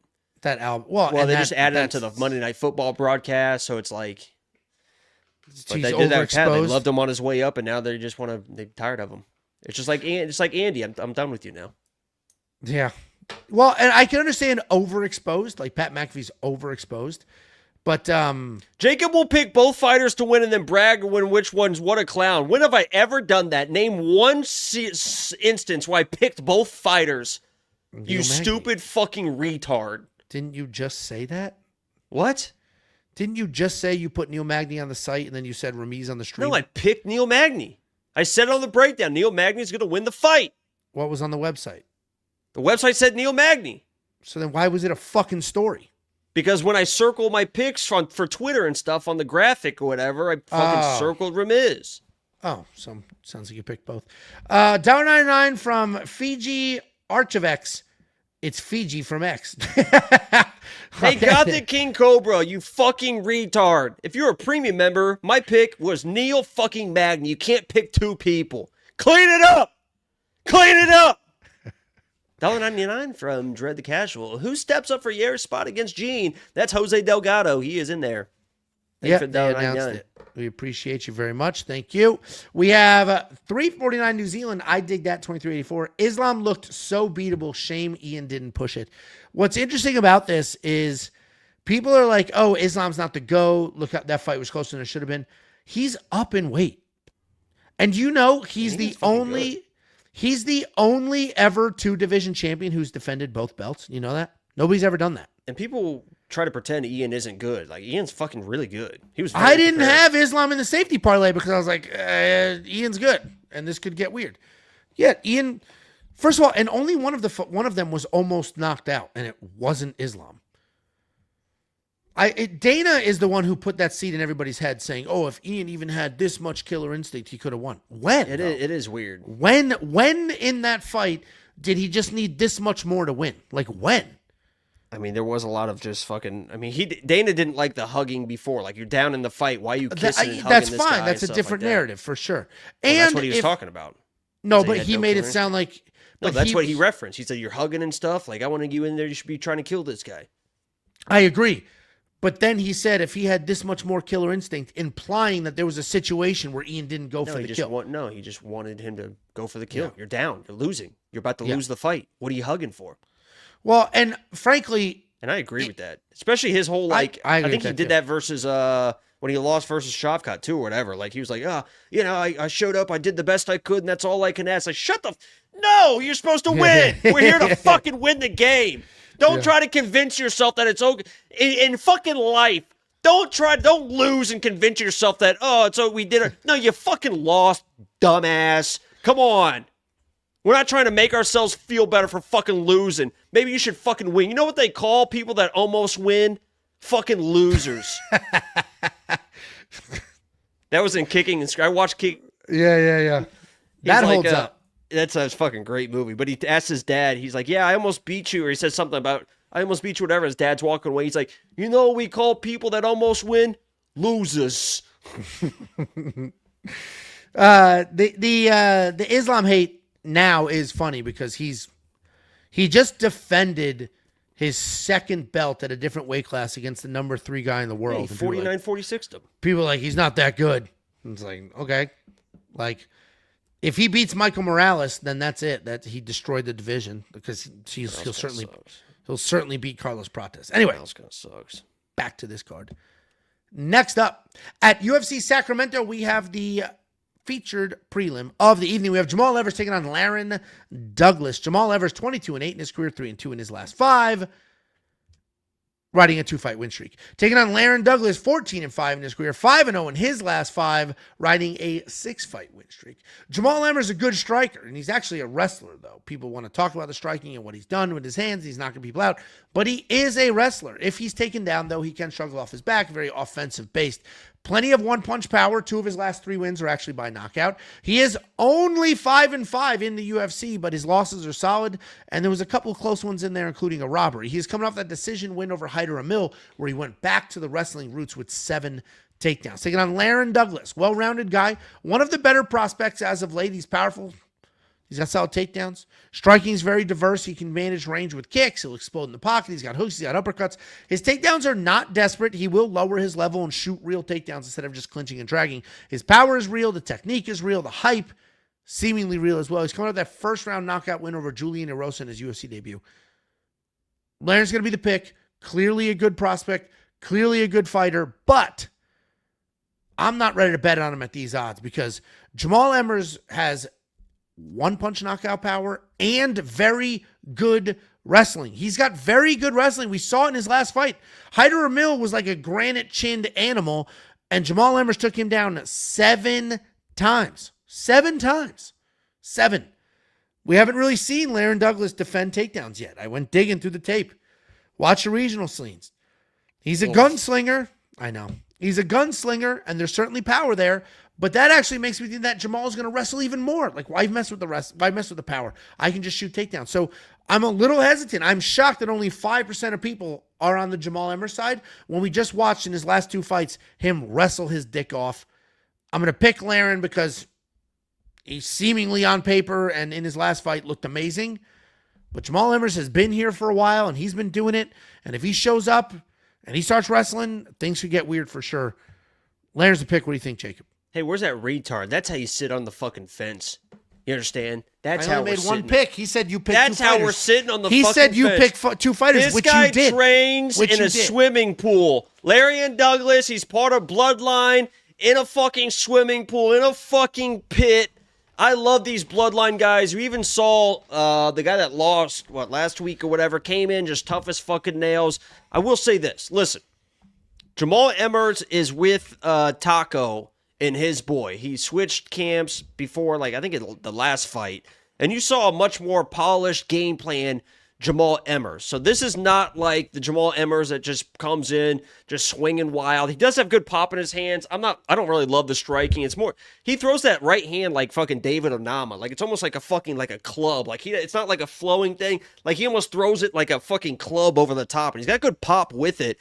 But, and maybe that kind of offbeat, like, unorthodox style is, like, gonna give, like, Lerryan a little bit of a pause. But Lerryan, that jab, I talk about jabs week in and week out, and we're going to talk about the nicest jab in the UFC coming up here in the co-main event.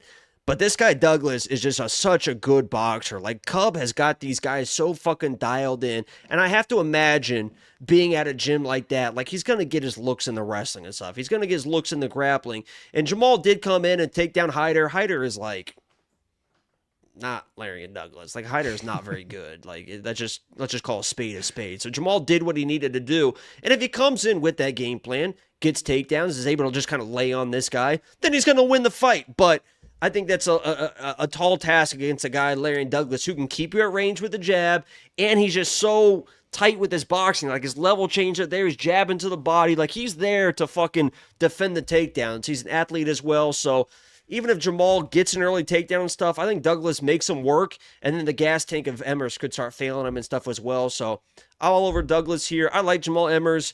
He definitely is a very talented dude, but I just think it's a tough matchup for him. On the feet, I think he's in trouble, and I just don't know if the wrestling is going to be there like against a Haqparast. So I got to go Douglas. Jacob on the Lerryan Douglas side. I'm on the Lerryan Douglas side, but it is a spectrum, and I'm a little closer to the edge than he is. If you do need a couple more pieces of input here, go to the website, WeWantPicks.com. We have 5 human cappers. We have an artificial intelligence, and we have a whole bunch of tools. You can use the tools to find your spot. Use the fight simulator. Use a data analyzer. Watch their last fights. Use the tape index to watch their fights. We started adding YouTube videos to the tape index as well. Check it all out. WeWantPicks.com. It is only $10 the for nice an entire part about month's having worth of access. Paramount through YouTube is the search feature actually works. Like the Paramount search feature is fucking Oh terrible. my god, but it's horrendous. But if you have it through YouTube, you just search it like a fight. It pops up. Like you can just search a fight. It pops up the Paramount, whatever. So I don't know why don't they just copy and paste. Because you're talking about through YouTube TV. No, YouTube. So you're on YouTube.com and you're just searching Paramount. Yeah, I'm subscribed through Paramount through my YouTube, so all the Paramount videos are on there. So I just search a fight, and then the Paramount paid whatever I can just sit there and watch it. You know what's fucking annoying about? So I pay the $8 or $14, whatever it is, for the YouTube Premium, and I have YouTube TV. You'd think they would do some bundle. They don't. I was watching YouTube yesterday while doing graphics, and one of the girls was in another room. They were watching like Salish Yeah, they started videos. getting weird about that. Dude, it said you have reached your max limit, whatever. What is fucking infuriating about that is YouTube is free to the world on every single device imaginable. If I was not a paying customer, I could be watching YouTube on 12 screens. But I am a paying customer and I can only watch it on 2. Oh, but the ads. So turn the ads back on. Say you only get you only get no ads on one device. Turn the ads back on. But like to tell me I can't watch it is insane. Is that not crazy?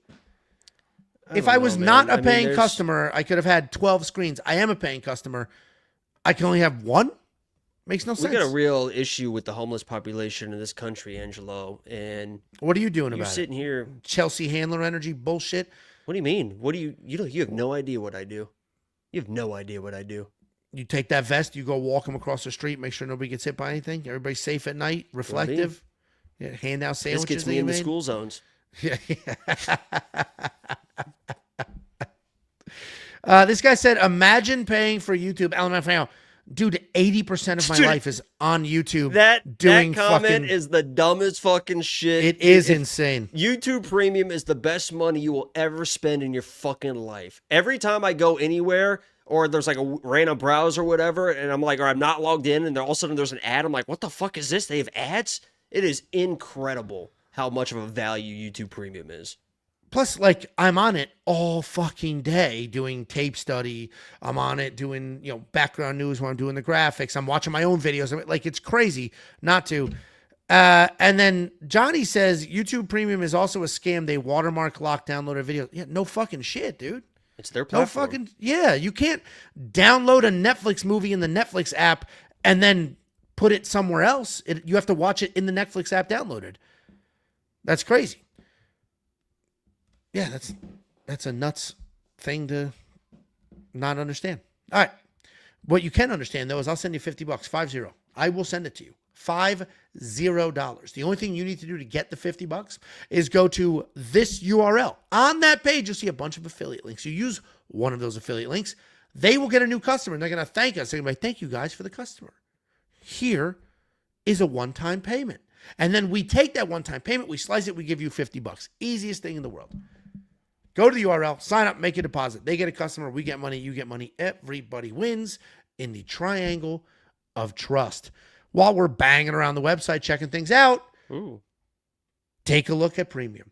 It's easy to sit here and talk about Jacob's PP and the all-time 13 in a row safety parlay win streak. And it's easy to talk about being up 67 units in the last 8 events. But what gets lost in the mix are the tools that we coded and developed from scratch. The time and effort that went into building the greatest offering on this planet also went into tools.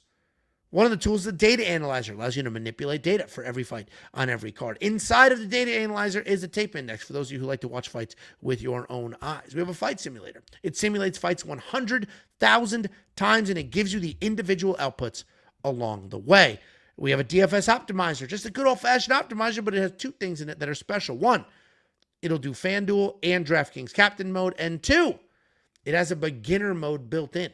So for those of you who are watching and say, hey, I love fantasy football, doing fantasy fights seems pretty cool, but I don't know what the hell these tools are. It'll just ask you a series of questions. Who's your favorite fighter? Who's your most confident underdog? Answer those questions. It'll build the lineups for you. And we have a line movement tracker. This will give you opening odds, current odds, win probability, and line movement for every fighter on every card with conditional logic built in to highlight value. Every pick, every bet, every tool available on the website for fights right now this minute. And coming soon, NFL. Most of those tools I just walked through, the data analyzer.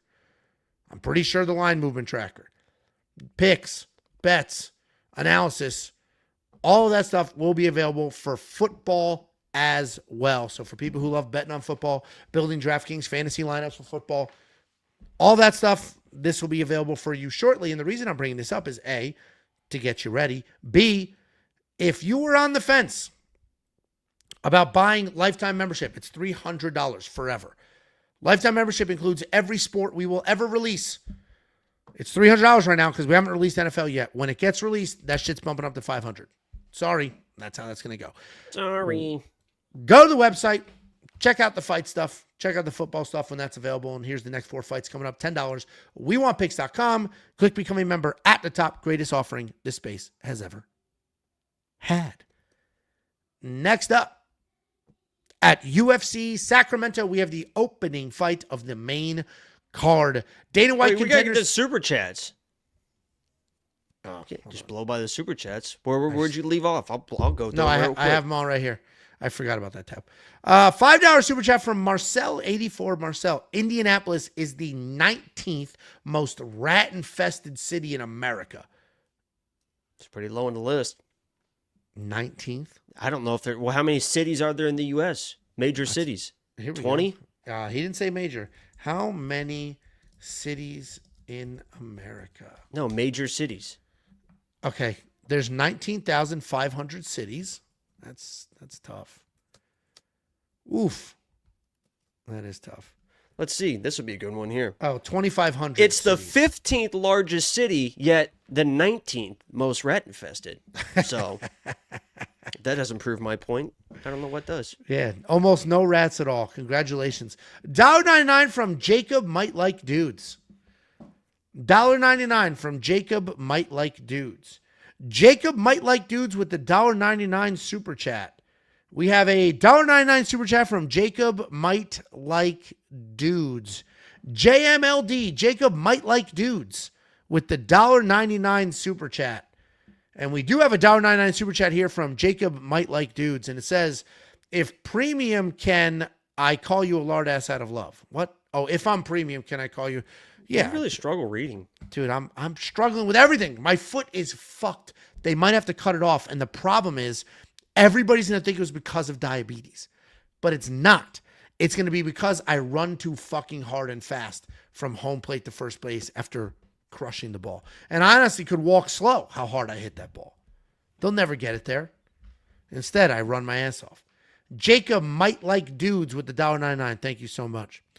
Erkman, $2.40, $1.99. Jacob, is Ange the juice box guy? What does that mean? I think he's calling you retarded. I think he's calling me fucking jacked. That's how I heard it. Thank you so much. Look good, feel good. The Goose, $14, $4.99. I love this fight because we get to see Emmers get knocked out. Let's not overthink this. Hammer Douglas round 1. You and everybody else. There we go. Everybody does love that bet. Thank you for the super chat. And $2 from your girl, Carrie McGill. $74.89. No commentary, just a super chat. Add commentary. We appreciate you. Thank you for the super chat. Now, we open up the UFC Sacramento main card with Anthony Wint taking on Terrance Chatman. Anthony Wint undefeated at 7-0. 5-0 in his last 5, coming off that unbelievably fast turnaround because he just had a win in the Contender Series last episode. Well, 2 episodes ago, depending on when you're watching this. Taking on Terrance Chatman, 5-1 in his career, 4-1 in his last 5, making that short notice UFC debut. Anthony Wint fights exactly how you would think he fights just looking at him. The dude is jacked. I'd love he is fast. an explanation on that. I'm explaining it now. He's Okay. jacked. He's fast. He's strong. He's aggressive. He's a former NFL linebacker, and he seems very comfortable in the cage. He has no problem swinging for the fences. He has no problem trying to rip your head off. He has no problem shooting a blast double clean through your chest. This dude is a specimen of what you want stepping into that octagon. He's a little undersized for heavyweight as far as height is concerned, but he is certainly built out for the position. Beautiful takedowns, lowers his level, shoots actual shots. And then on the ground, he's not just panicking. He settles into position, and then he unloads. He's taking on Terrance Chatman, who is the opposite. He doesn't fight the way he looks. You look at him, you're like, this guy's sloppy, what a mess. But he's actually a decent fighter. You would assume off appearances alone that it's just a mess. He's throwing crazy. Nothing's clean. But he does have some clean technique. The striking is there. The solid grappling. He's got sound fundamentals. He's a guy that you can tell he's well-trained. Like, he's doing what he's supposed to do. He's well-trained. He's just not in the right weight class. He should be a 205-pounder. And he's way too early in his career. He lacks a little bit of defense, but he's faster than you think he is. Terrance could possibly have a future in the UFC. He needs to go down in weight. He needs to have a little bit more experience. Anthony Wint, seemingly, with what we have so far, could do well in this division. It's a weak division. And if he has cardio, then he can do some tremendous things. He won't need his cardio here, so we're not going to answer any questions whatsoever. He'll have Terrance Chatman knocked out or TKO'd in the first round. He's just too physically imposing, too fast, hits too hard, has too good a wrestling. There's just not a way that I see Terrance winning this fight. This is not an Oralby situation. Oralby lost as a tremendous favorite last week, but he fought a UFC caliber guy. Anthony Wint is not fighting a UFC caliber guy. He's the very easy pick here. What do you think, Jacob? What if I told the people about ninja chokes too? People thought that was a joke when I said that they're the most dangerous submission. Like, you have to fucking address the choke. The second that thing gets locked in, it's fucking game over. And people will just sit there on top of a neck and would rather try to pull guillotines and stuff.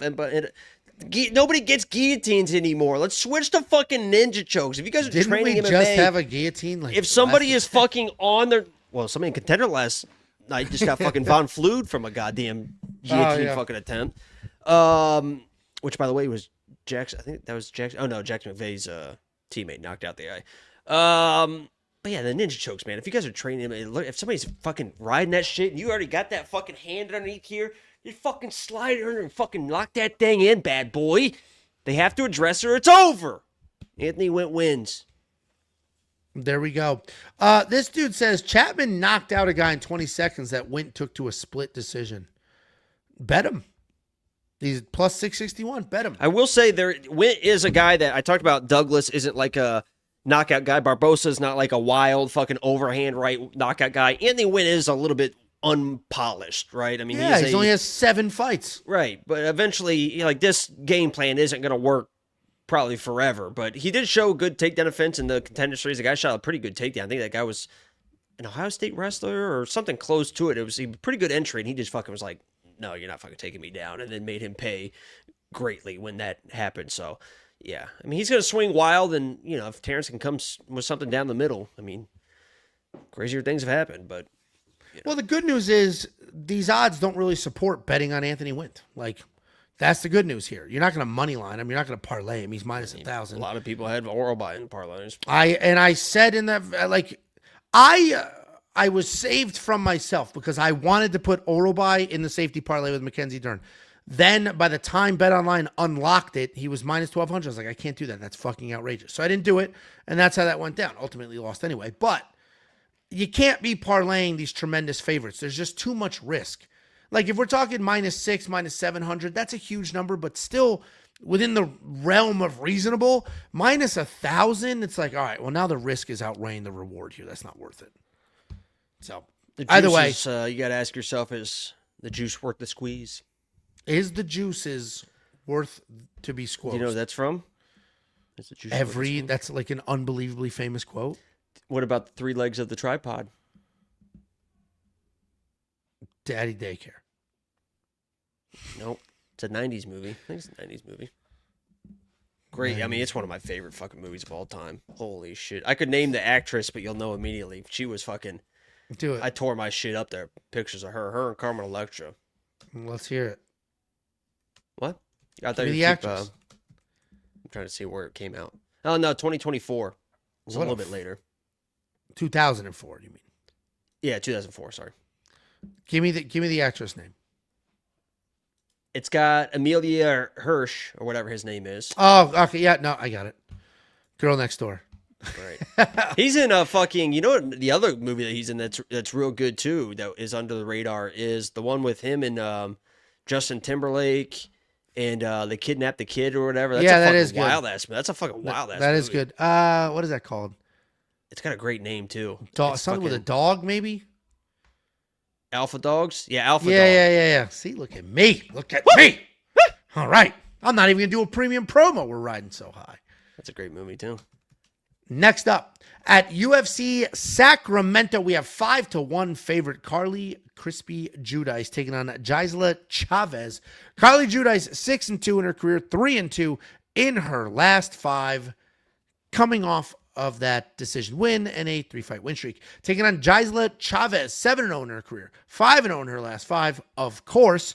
So she's undefeated. And she is coming off that first win in her UFC career. So we have an undefeated fighter who just got a win at this level and is somehow a tremendous underdog. But we'll start with the Carli side. She's a good striker. She's got decent combinations. Crispy is her nickname, and it's fitting because she lands clean. She's got good, crisp striking. It's actually impressive how she can flow. She can be taken down, though, and that is a little bit of a problem. She got a solid get-up game, but the fight IQ, based off her last fight, terrible. Terrible fight IQ. She's beaten the absolute shit out of Juliana Miller on the feet. Ends up on the ground, has her back taken within 1 minute, somehow survives, gets her hands going, and then what does she do? Shoots another fucking takedown. Like, very dumb. Fight IQ is not back great. A little bit. Just not great fight IQ at all. Taking on Gisela Chavez, an aggressive Muay Thai striker. Say it again.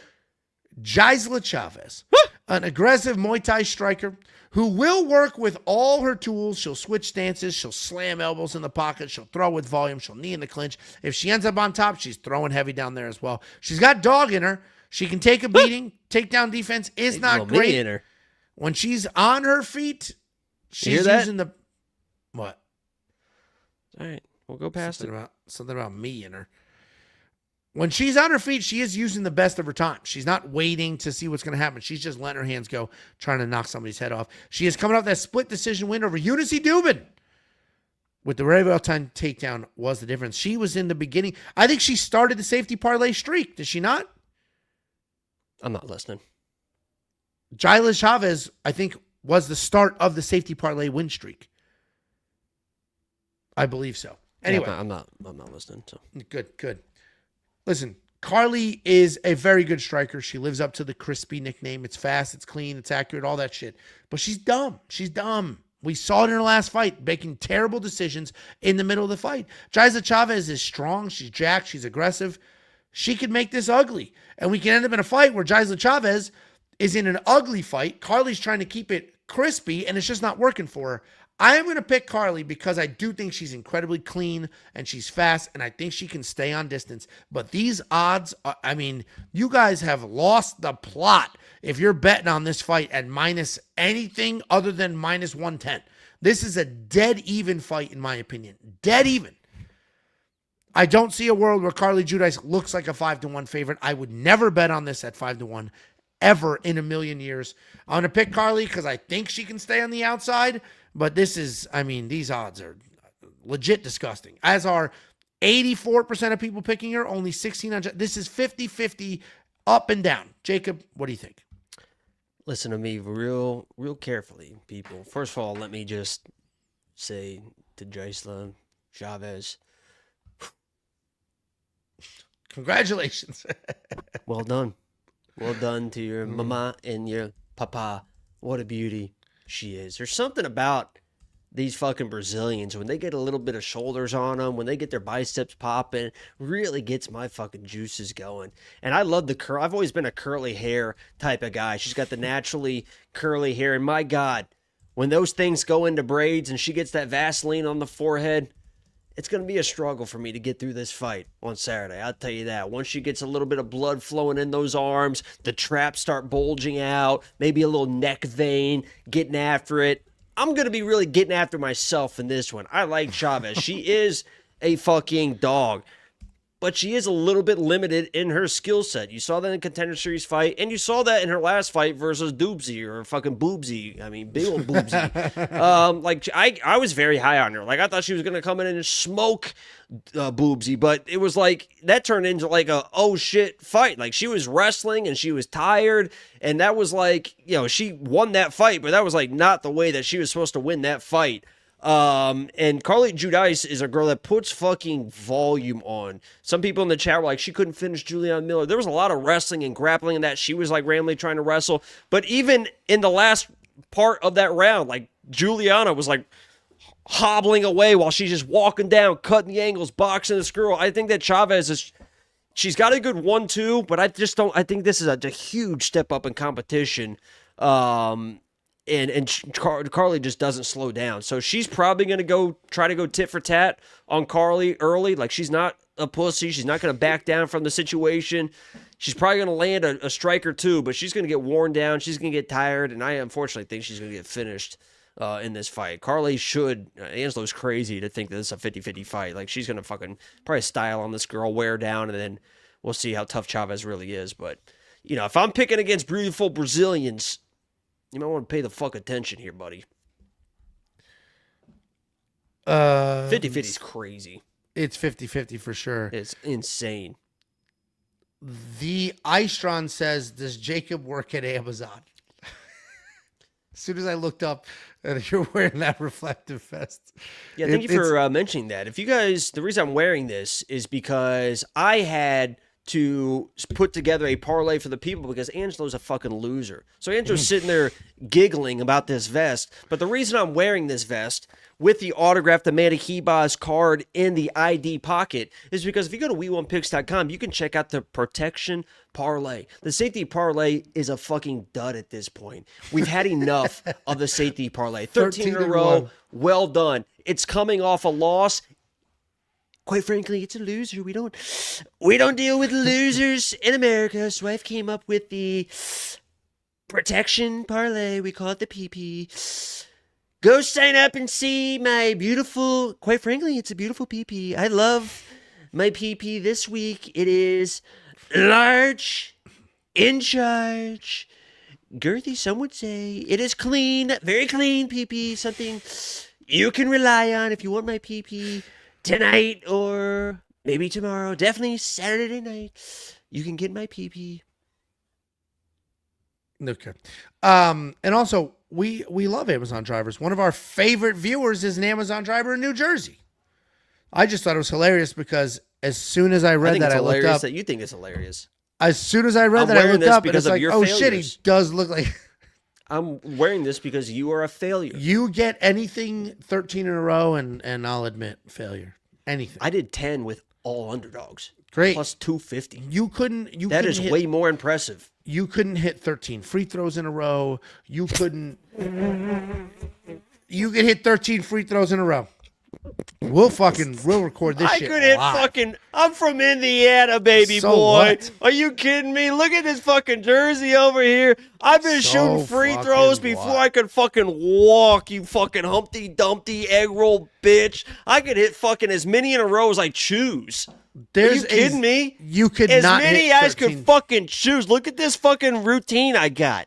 We got this shit fucking dialed in down. Come in like this. Little press, spin the ball. 1, 2, 3. And we're getting the legs involved. A lot of these free throw shooters, okay? A lot of these shooters these days, they're not getting into the shot. You got to get into the shot, okay? We're ducking there. We're getting into the shot. We're right here with it. Elbow tucked, right? And we got the goose. Tippy toes. Put that fucking hand inside the rim. You put it inside the fucking rim. You're hitting the fucking goose. Bang! Bang! Bang! As many as I want. Many as I want. I'll bet you can't get 13. When are we doing this? You let me know. I will do it right now. Is there a basketball goal in your fucking neighborhood? I'll Yes, go over there right one. now. We have one. Yes, we do have one. It's got to be indoors. It's a little windy. What are you laughing about? It brings out That's a level. fair. Is it flat?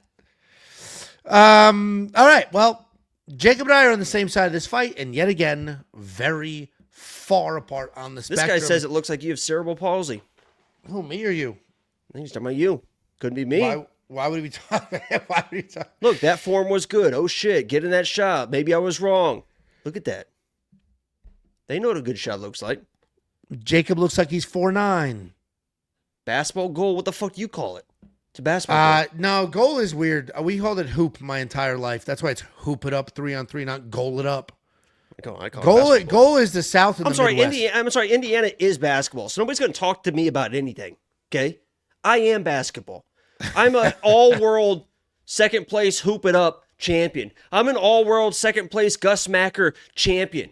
I was winning basketball trophies before anybody in here was even born.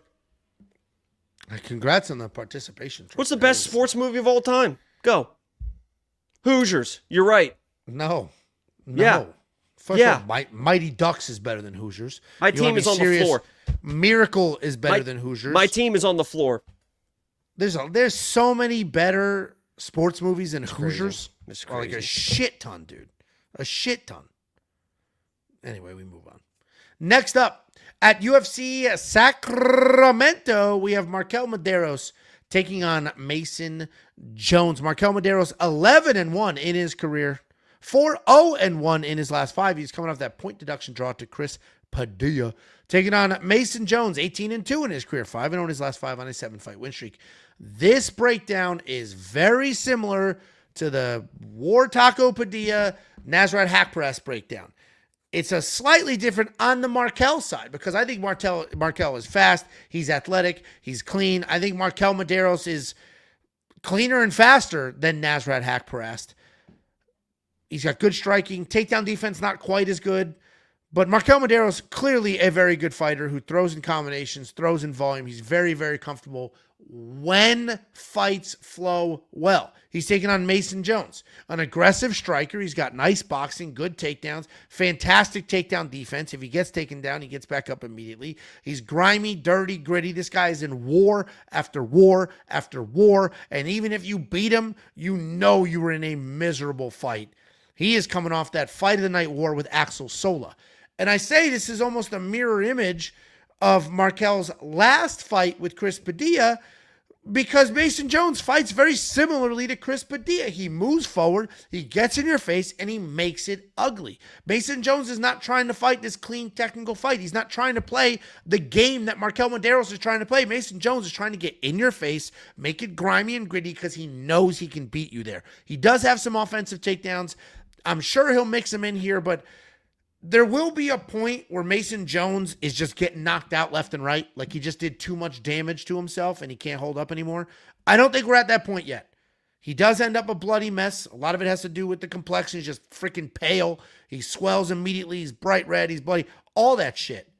But I think he can win this fight because it is a clash of styles. Markel wants to keep it clean. Mason wants to make it ugly. And I think Mason does make it ugly because at this point in his career, he is durable enough to just move forward, take whatever happens, deliver whatever happens. And in that type fight, I think Markel doesn't fight as well with his back foot as he does his front foot. So I do think Mason Jones wins here. A ton of respect for how good Markel is. I think it's just a bad style matchup because Mason has no regard for what comes his way. What do you think, Jacob? This is a 50-50 fight. Like, every fight that Mason Jones is in is a 50-50 fight. He's getting his ass kicked with the way that he fights. Like I have history with not both these guys, I guess. Mason Jones was I had Ludovic Klein as my greatest lock of the week of all time versus Mason Jones. I had obviously Taco against Markel. I thought that Taco was kind of going to run through Markel because I agree. I thought that the pace and pressure of Taco was going to break Markel. Like Markel's a super, super talented fucking dude. Like he is good at fucking everything. But I thought like his competition wasn't there. He was kind of beat and he was going to war with people that he really shouldn't go to war with. The Austin Hubbard fight was close, but that was at elevation. So he kind of gets a pass on that. So I really thought that Taco was going to really put it to this guy. And I learned that Markel's not a fucking pussy. Like this guy fucking went toe to toe with fucking Taco, made that fight really, really close. Obviously Taco probably won that fight, but was able to get a draw out of it. I think this is a 50-50 fight. In a 50-50 fight, I think that Markel's the more dangerous guy. I think he's the better of the two. Like, tit for tat, I think he's the better fucking fighter. Mason just basically gets the shit beat out of him and then he just starts wearing people down. Even in that fucking fight against Jeremy Stevens. Like, Mason Jones got the shit beat out of him by fucking Jeremy Stevens, was going to the wrestling stuff. If he has to go to the wrestling like he kind of does to save himself at times against Markel, he's going to get fucking smoked. And I think that's what happens here. He's going to go tit for tat early. He's going to get out technique because that's what happens in almost every single one of his fights. He gets cracked because he's out technique because he's a brawler. Markel is a very technical guy, MMA lab guy. I think he gets cracked. I think he goes to the wrestling. I don't think the wrestling is going to work. And I think Markel has an opportunity to finally smoke this guy because he gets smoked almost every single fight. And then he dogs that shit out. I don't think that dogging the shit out is going to work against Markel. This guy's motivated. I think he proved to himself against Taco that he can, like, okay, like, I can be this fucking, I can go to war with people and fucking hang tough. This guy's really, really fucking good. These odds are so fucking disrespectful. I think this is a 50-50 fight. And I think all the upside and the better fighter is fucking Markel. So Mason Jones, you guys know, you can say anything you want about Mason Jones. You know he's tough because he gets the shit beat out of him. He's a bloodied mess every fucking fight. How long can it last? How long? He can't keep getting away with it, you know? Fuck.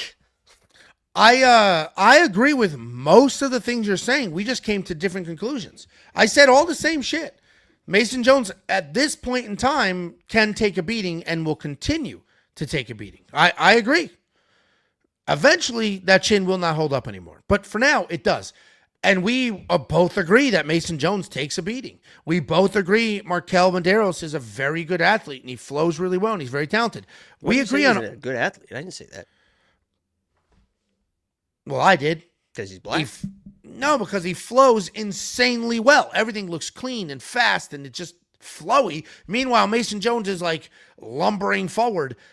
So we agree on all the individual attributes and the style matchup. We just came to a very different conclusion because I think Mason is going to make it so ugly that Markel won't be able to flow. He's not going to fight as well backing up. He's not going to be able to handle the gritty, dirty, nasty mess. Do me a favor, everyone that's clowning on me right now. Literally, put Mason in every It's fucking parlay. nuts. Put him in every fucking parlay you have. Let me know how it goes. I mean, it's probably going to work out for them, honestly. So sure. I think Mason, I certainly think Mason is too hittable. Markel's not a one-punch kind of guy. If Axel Sola wasn't able to do something like that to Mason, Markel's not going to do it. And Axel Sola also had the Dagestani wrestling that didn't work out for him. So Mason Jones is going to be the pick. I fully recognize and appreciate how good Markel Medeiros is. I just don't know about this matchup. Jacob and I are completely split here. If you need a tiebreaker, go to the website. We have 5 human cappers. We have 1 robot and a whole bunch of tools. $10 for an entire month. WeWantPicks.com. Click Become a Member at the top. Couple of Super Chatterinos. $5 from Ripside 2 and sounding like Leonardo DiCaprio. Oh, damn. You see Eskimo Joe, he fights like how he looks. Wildly inappropriate. Jesus. You can judge a book by its cover in most fights. You get a jacked, fast dude that was in the NFL, you can assume how he's going to fight, and he fights that way. He comes forward, he looks to take your head off. Why are you defending yourself so much? When you see Roy Nelson, you can look at him, and you can make some fucking assumptions on how Roy Nelson's going to fight. You people. Nobody said you people, and I say you people all the time. Mason Jones, I actually could look at Mason Jones right now and peg how he's going to fight. He looks like a dude. He's not hitting 13 free throws in a row. He looks like a dude who fights scrappy, disgusting, gritty. You can absolutely judge a book by its cover when it comes to fights. Most and you times. Looked at Markel and said, God damn it, he's an athlete. I've watched his fights. Kerry McGill, $2 super chat. After all this, Jacob better have his pee-pee on WWP. Oh, it's there, Kerry. I know that's not something you're converting. Yeah, you're converting. Yeah, maybe that's how good this PP is. It's VV, flipping. I don't know the fucking.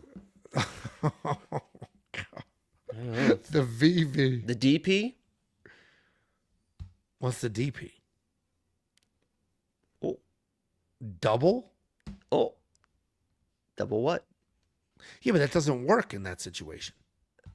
What do you mean? She's got 2 holes. Oh, I thought penetration. Yeah. Oh, yeah, but still. No, but that's not. She's got 2 holes. So what? I don't have 2 holes. Yeah, you do. What? You're using one right now. And the other one you're talking out of. Thank you very much for the super chat. $2 super chat from Mr. Smallwang. How fitting is this transition? The Blind Side is the best sports movie, and it's a true story. Thank you. It's not a true story. It's all made up. For the $2 super chat. And Dow99 from Limbososa. You would like The Blind Side because it celebrates the white female saving the black kid. I think a lot of that movie's made up. Well, Limbososa doesn't like your new thumbnail. So, there you go. It's been the same picture for months. I think he's talking about the shirtless Dana White Contender Series thumbnails. It's got to be that. Lance 37 499 super chat. I just signed up for premium to see the PP, and all I see is bets and tools. Am I missing something? It's on bets. Yeah, just go to bets. It's labeled. It's one of the bets, and it's labeled as the. Does it say protection parlay? Protection parlay. There you go. That's PP. That's what it stands for. It's under analysis bets, and you'll see safety parlay. It's hard to see sometimes. It's cold. Is it cold in the room? Is it cold where you are? But it's good enough for you. I promise. Thank you for the super chat. Next up, at UFC Sacramento, we have the featured fight of the evening, which frankly I think should be the co-main event of the evening. We have Renier de Rider. No, this is going to have to be boring. But this is a more meaningful fight than the actual co-main event. Yeah, but it's about entertainment. The order is about importance, not excitement. Oh, yeah? Yeah. We have Renier de Rider taking on Roman Dolidze. RDR, 21-4 in his career, 3-2 in his last 5. He is on an unfortunate 2-fight skid, and he is heading up to the light heavyweight division. He's taking on Roman Dolidze, 15-5 in his career, 3-2 in his last 5. He's on a 2-fight skid, also heading into his light heavyweight debut. We have 2 former middleweights that are moving up in weight after a couple of losses, trying to reinvent their careers at a new weight class. And for one of them, makes some sense because RDR is freaking tremendous, and he's fought here before. He's a former 2-division champion at ONE FC. He's a solid grappler. He's got good takedowns. He will strike. He's got that giant jump knee up the middle. Everything he does looks like it's heavy.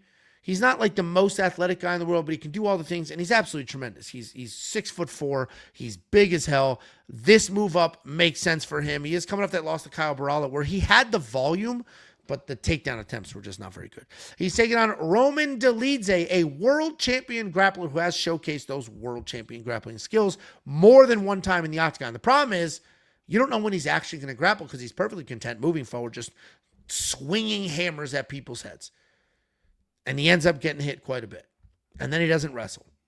And if he doesn't wrestle and he's swinging and he's getting dotted up, kind of runs out of options. And that's what happened in his last couple of losses. He is coming off that decision loss to Christian Leroy Duncan, where he actually did have the takedowns, but he just could not hang in the striking. And I am a big Roman Dolidze fan. I picked him many times before. I have done the Roman Dolidze inside the distance decision, no action bet probably 10 times in his UFC career. But I think this move to light heavyweight is dumb. I think it's dumb. Like, I get it. You've lost a couple times at middleweight. You're no longer a top 5 guy, maybe not even a top 10 guy. And I understand the light heavyweight division is weak, but so is the middleweight division. And the light heavyweight division has much bigger dudes. So Roman Dolidze moving up to fight much bigger guys, I don't think is the greatest decision in the world. He's not small, but he's not big either. And yes, he is technically fighting a middleweight. So it's basically 2 middleweights here that are not cutting. But RDR is still absolutely tremendous. And I think the size is going to matter here because Roman's going to come in, try to just one punch knock his way out through here.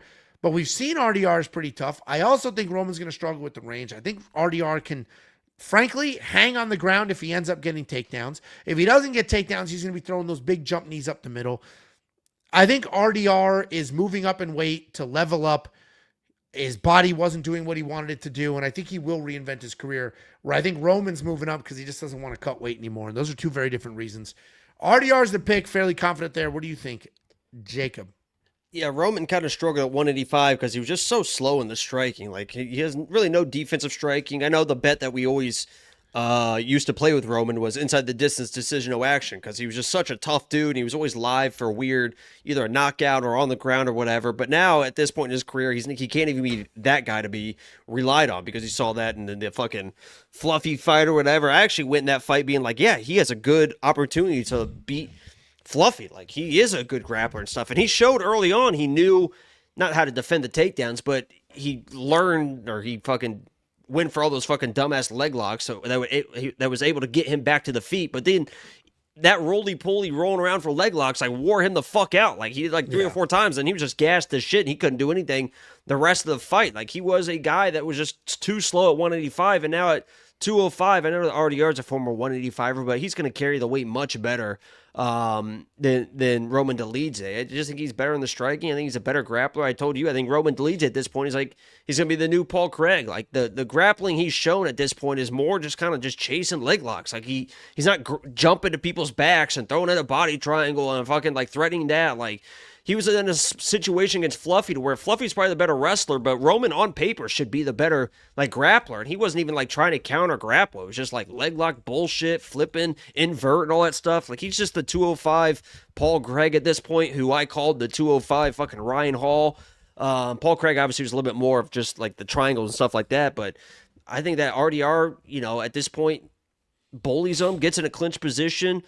They initiate a scramble. Roman tries this fucking leg lock bullshit, and RDR just fucking flows with it, because if you know anybody about anything in the UFC, everyone says that RDR is probably like one of the best pure grapplers of like in the fucking UFC. So I just think he's probably just better everywhere at this point. I did find it interesting in your interview. I did listen to a lot of that interview when he said that he's never worn wrestling shoes in his life, because you asked him about I was shocked. I was shocked about that, because he's been competing in grappling forever. I assumed he wrestled too, or at least trained wrestling, but I guess not. So the setup was, you asked him, would he ever do the BJJ or RAF or whatever, and he just made a comment like, if I did RAF, it'd be the first time I ever wore wrestling shoes. And I was like, oh shit, it's pretty crazy. Yeah. No, it's definitely a pretty straightforward pick for me, but I think I am a little bit influenced from that interview. I interviewed RDR. You fell in love with Josh. I get it, man. He's cool, he's normal, and you can tell he's not stupid. Because I think Josh brought up, but Roman's a nasty grappler, whatever, and RDR was like, yeah, but when's the last time he used it? He doesn't use it anymore. So, like, he's very aware of, like, how Roman's been fighting and what that all looks like. And a lot of people were immediately like, oh, he's a quitter. Agreed. Jacob and I both called him a quitter. Jacob called him a quitter before he quit. With that being said, I watched him go. He was smoking that fight. He was fucking. Brendan Allen's a really good grappler, and he was embarrassing Brendan Allen. Well, and I believe him when he says his body gave up on him. But the only reason I believe him is because we watched him go to war with Robert Whitaker. Like, that was a straight up war. Yeah, he got that, the dropped. Fourth fight in a year or something. Like, yeah, he said I cut weight 4 times in a year, and he's fucking huge. And he cuts like 35 pounds, I think. It's like something crazy. So I actually believe that. I believed Ankh when after he got knocked out by Alex, he had all those excuses, and I believe RDR after the quit, if you will. Now the loss to Kyle was a clean loss. Similar situation. He's like, I'm just too freaking. And that was fun. I came into that fight being like, yeah, Kyle's probably going to smoke this guy because he knows how to wrestle and grapple, and he's a way better striker. That fight was fucking a lot closer, and I think I can't remember what the scorecards were, but that fight was like pretty close. Like, it was like, holy shit. I was like, oh no. Yeah. No, for sure. We're both on RDR side. We're both pretty confident in that. So if you want to check out all the bets we have, which we do have bets on this fight, go to WeWantPicks.com, click Become a Member at the top. It's only $10. Second, third round sub for RDR could be interesting. Has Roman been subbed? Are people subbing Roman? Well, nobody's been subbed until they get subbed, Angelo. Do you want to play that game? No, some people have never been subbed. Right. That logic doesn't work. What do you mean? Nobody has ever been subbed until they get subbed. Oh, yeah, you're right. I heard it wrong. I heard it like, basically like everybody gets subbed eventually. No, which nobody has ever been subbed until they get subbed. Gothic King Cobra 910. $1.99 super chat. Jacob put massive bet on Medeiros and show us, clown. I have a bet on Markel. I have a bet on him. There we go. Thank you for the $1.99. I put another $1.99 on him for him. Goofy ass. Thank you for the $1.99. Frumpy bitch. $5 from Thomas Ringer. Ang Bak is a good movie. Ang Bak's a phenomenal movie. That was what is his name? Tony Jaa? Is that who I'm Googling it right now? Yeah, it was Tony Jaa. Ang Bak was in that. Those movies were incredible. There's like 9 of them now. Ang Bak's an incredible. They're just like insanely violent movies, and they're so freaking good. You ever seen Hostel? No. What a rush! I'd watch that with the kids tonight before bed. Tiff just texted me that the kids are laying down watching TV. You know, it's crazy when I saw that in theaters. In the first like 30 minutes of that movie, we were like, "Are we in the right fucking movie?" Because it's like first it starts with them backpacking through Europe, and they're like hooking up with girls. So it's just party scenes, like sex and stuff. And we're like, "When is this going to be?" And all of a sudden, it's like, "Oh, here it comes." But yeah, what a fantastic fucking film. I bet. $1.99 from Steph Kerr, 1969. Medeiros will fraud check Angelo's boy Mason Jones. There we go. We got a sharp in here. That's not a fraud check. If Mason Jones loses, that's not a fraud check. I mean, it's minus 250. Yeah, but fraud check is like an untested young stud that the whole world thinks is amazing. He's been tested here. He has lost fights before. He's been cut by the UFC and then brought back. It doesn't qualify as a fraud check at all. The Mason or the fucking Ludwig Klein was the first fraud check, probably. Maybe you can call that a fraud check. He's undefeated. He was like minus 425 in that one. Like you can't call Mansoor losing to that. Yeah, that's not a fraud check. He was fraud checked in his fight before that. Can't be fraud checked twice. Yursi was fucking really good. Yeah, I know. And he was minus 600 versus fucking Dustin. Well, and he was. He looked like he never wrestled a day in his life. This guy's a fucking Division One All-American or something. Don't get me started. That shit. Jesus Christ. $4.99 super chat. Now this is a body. Here we go. Cousin Kev. Here we go, Kev. Okay, last week I went to the sauna and left my phone outside. My phone froze, but I waited for so long, I thought Jacob was doing his fake freeze. That's funny. Oh, thank God we haven't had the fake freeze. What be interested to know what sauna you go to. Thank you for the super chat. $2.99 Australian from Sidomar 5992. RDR. Judice. No, not Judice. Who's Judy? Oh my God. Big booty Judy. Dyer, Jones, Barbosa. Do you know why I call her Big Booty? Why? Because she got a big booty. Oh, look at that. Will hit. $2.99 Australian. I think I'm on the same side as all those. Yeah.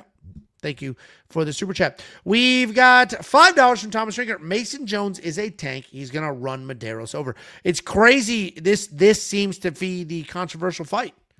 We got people throwing money at both sides, arguing that one out. Over. Thank you for Tomas. He gets ran over. Cousin Kev again, $4.99. Oh, here we go. When I go visit my father-in-law in Decatur, Texas, I got to make it y'all's way to watch some fights and drink more you're beers invited than to Big Angelo's. Yeah. There's no way you'll drink more beer than me. That's not. And I'm not like some big Wisconsin. I can drink a. Oh my God! It's only an beers. hour away. There you go. What, south? West. West. Like directly west. Like directly west from you. Like just straight at all 380. You just take 380 right there, on and off. There you go. All right, well, Cousin Kev, you make your way to Decatur. Let us know.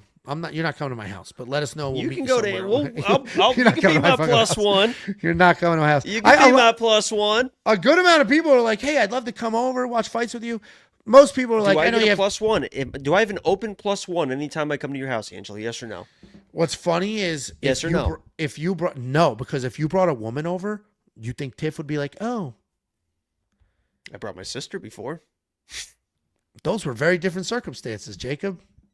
No, I brought your sister she was there at the first house, knitting. She knitted. Jacob brought his sister. His sister was here in San Antonio, and there were fights that night. She was minding her own business. Yeah, it was great. Enjoying the fight. We all went out to dinner. We all went out to dinner. Then we went back to my house to watch fights, and she literally was just sitting in the media room. Because then Tiffany was like, yeah, because my sister was like, I can make you, I don't know what she was making. And Tiffany was like, yeah, make the girls whatever. And she never fucking did. That bitch. And she hasn't been back since. Yeah, fuck her. See how that works? Down 99 from Gothic King Cobra 910. Jacob, come to Casper, Wyoming. I have something for you. This is the most Unabomber-ish, like a tripwire. He's gonna Home Alone something. Little paint cans off the fucking banister. Thumbtacks. I have throw the something marbles for you. down. Slip and slide into the fucking sticky glue. I have something. Is that a Bluetooth? I'm gonna be electrocuted like Marv. Is that a Bluetooth speaker? I have something for you. It's funny because I did read it like I got this dick for you, pal. But for something, talking about a fucking cock meat sandwich, or I know, but something about Casper, Knuckle sandwich? Wyoming. Like if this was a clear New Yorker, he's like, "Come over here, I got something for you." Fine, clean, makes we'll sense. have you swimming with the fishes. Come to Casper, Wyoming. I have something for you. I don't know why that's just so. That's just. Tell you so what, funny. I'm googling Casper, Wyoming. It's a beautiful place. And there's Of a course. picture. If you Google Casper, Wyoming is Wyoming right incredible. now, the fourth picture is two lesbos making out. Why would that be the fourth picture? I don't know. How to spend a day in Casper. It's two females just tonguing each other with the beautiful backdrop of Casper, Wyoming in the background. You might want to check that out, Carrie. They're making out in all these pictures. I mean, maybe it's. Are you looking it up? I've never heard you type so fast in your life. No, I got it. I was responding to a text. Maybe it's like Provincetown. Just Google, just Casper, Wyoming. Go to images. This It's is the why fourth these image. streams are so long. Casper, Wyoming. No, I'm talking to chat. I didn't tell you to, but you can if you want. Well, what's funny is we're going to find out if your search. So I just searched Casper, Wyoming, and then click images. Yeah, they're right there. 1, 2. Oh, yeah, you're right. Holy shit, it is the fourth picture. Yeah. How to spend a day in Casper, Wyoming. Look at Yeah, it. it's Now just- click on that. Expand that. You get even more. Yeah, would you look at that? Yeah, they're just hugging and kissing everywhere. Yeah, I might come to Cat. I might take you up on that, buddy. It might be worth the trip. You give me whatever you got, and if I'm still breathing, I'm gonna head over and hang out with them. That's so funny. All right, well. Everyone's like, he's right. Yeah, of course I'm right. Annual trip to Casper, Wyoming coming Let's up. go. Yeah, thank you for the invite. I'll be there fucking in a couple weeks. Now we know what he has for you. That could be it. Next up at UFC Sacramento, we have the co-main event of the evening. Sergey Spivak taking on Vitor Petrino. Sergey Spivak 18-6 in his career, 2-3 in his last 5. He's coming off the decision win over Ante Dalia, taking on Vitor Petrino, 14-2 in his career, 3-2 in his last 5. He's on a nice little 3-fight win streak at heavyweight. And somehow that 3-fight win streak has tricked people into thinking he's very, very good. He is a meaningful favorite here, nothing outrageous, but he is a meaningful favorite. And what's interesting about this matchup is obviously we have Sergey Spivak, a big heavyweight grappler. Striking's not great, but it is competent. He's really trying to close the distance, drag you to the ground, then on the ground he'll have some control. Vitor Petrino, an athletic guy. He's just very, very athletic. He's fast, he's clean, he's powerful, but What's he's with not you calling people of color athletic? You know that's racist, right? Vitor Petrino is literally athletic. Like He got guillotined by Anthony Smith. Him being athletic is an important part of this breakdown because that's kind of where it ends. He's relying on pure athleticism. He's not more technical than anybody he fights. He's not, I mean, maybe he's physically faster, but he doesn't have higher fight IQ than anybody he fights. He's not in a situation where it's like, oh yeah, Vitor Petrino has this, this, and this, and therefore, no, if you're picking Vitor Petrino to beat this fight, to win his last fight, to win the fight before that, you're literally only relying on the fact that he is athletic. And at heavyweight, it's one of the few divisions where athleticism is kind of enough to get you some wins. So he has his wins. But I do think this is a very different fight. I think Sergey Spivak is literally the better fighter. I think he shockingly has better technical striking. I think he definitely is the better grappler. The takedowns, Sergey might struggle a little bit. I think he has better wrestling, but Vitor's just strong and athletic. But I'm going to pick Sergey here. I think Sergey can absolutely win this fight. I think Sergey's the kind of guy that can slow the pace, can drag and just be lumbering and just sluggish, drag Vitor to the ground. And Vitor will quit and he will break. We saw some guts in his fight with Steven Asplund. That was the first time we've actually seen some guts out of him. But that was a sloppy mess. And Steven Asplund is like He's just relying on the opposite of athleticism. It's just a brick head and heavy hands. I'm going to pick Sergey Spivak. Jacob, what do you think? Yeah, maybe take this with a little bit of grain of salt because I've been very anti-Vitor for a long time, and I'm not still real sold on this guy as a mental whatever. He definitely showed some toughness against Asplund. He's got a little bravado to him. But I'm telling you guys right now, and I try to warn you guys against Dolidze or whatever, that Spivak fight.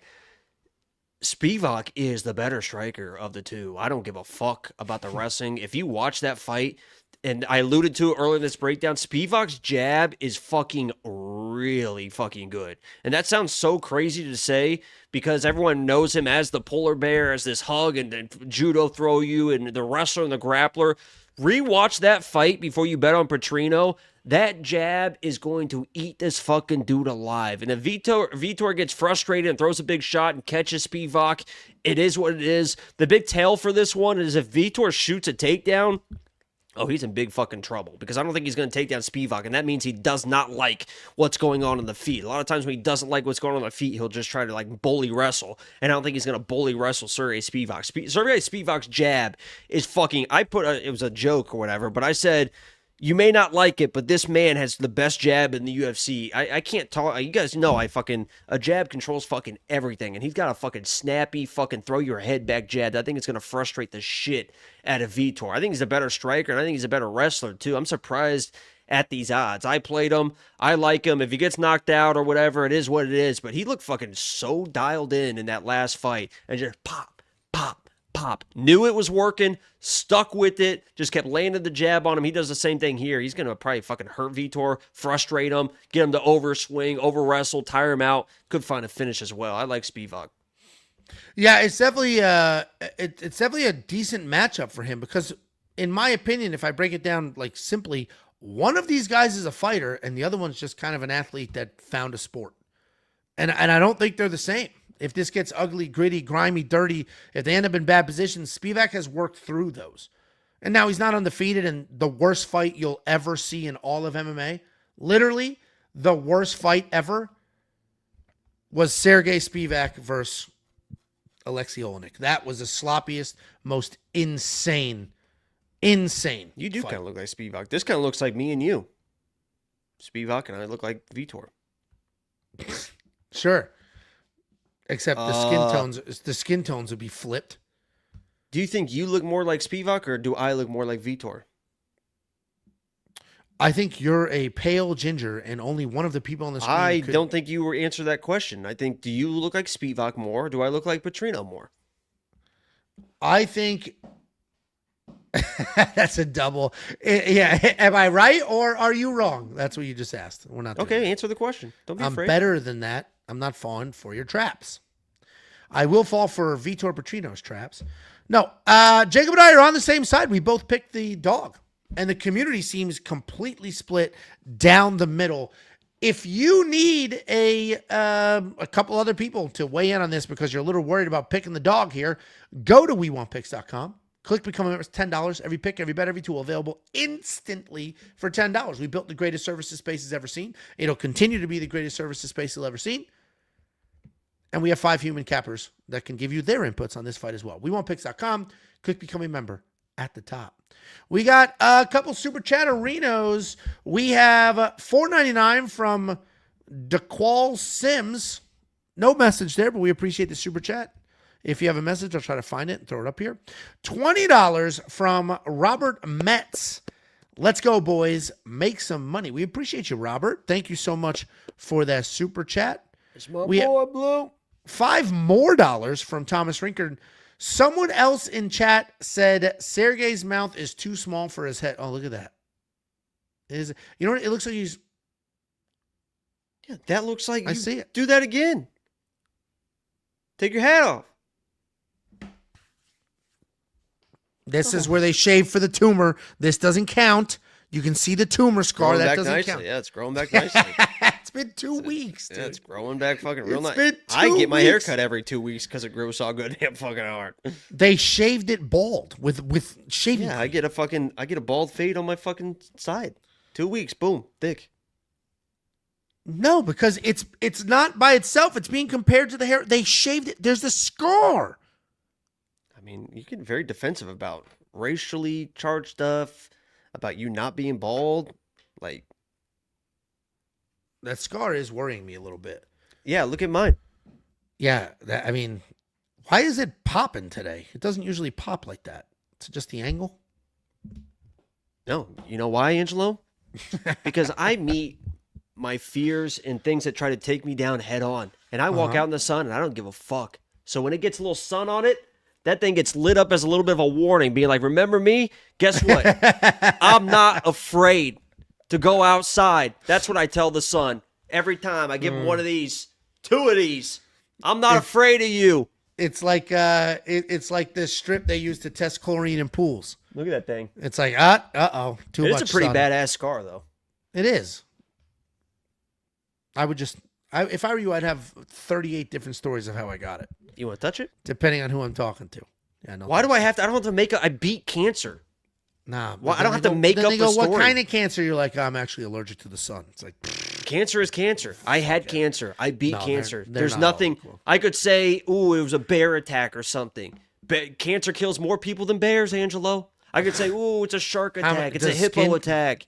Cancer skin- kills more people than anybody, and I beat it. So yeah, when people say, "What's that Cancer's a scar?" very I say, "I segmented- beat cancer." And how many years, if you didn't gut it out, did you have left? Well, I don't know. I beat it. We don't have to cross that bridge, do we?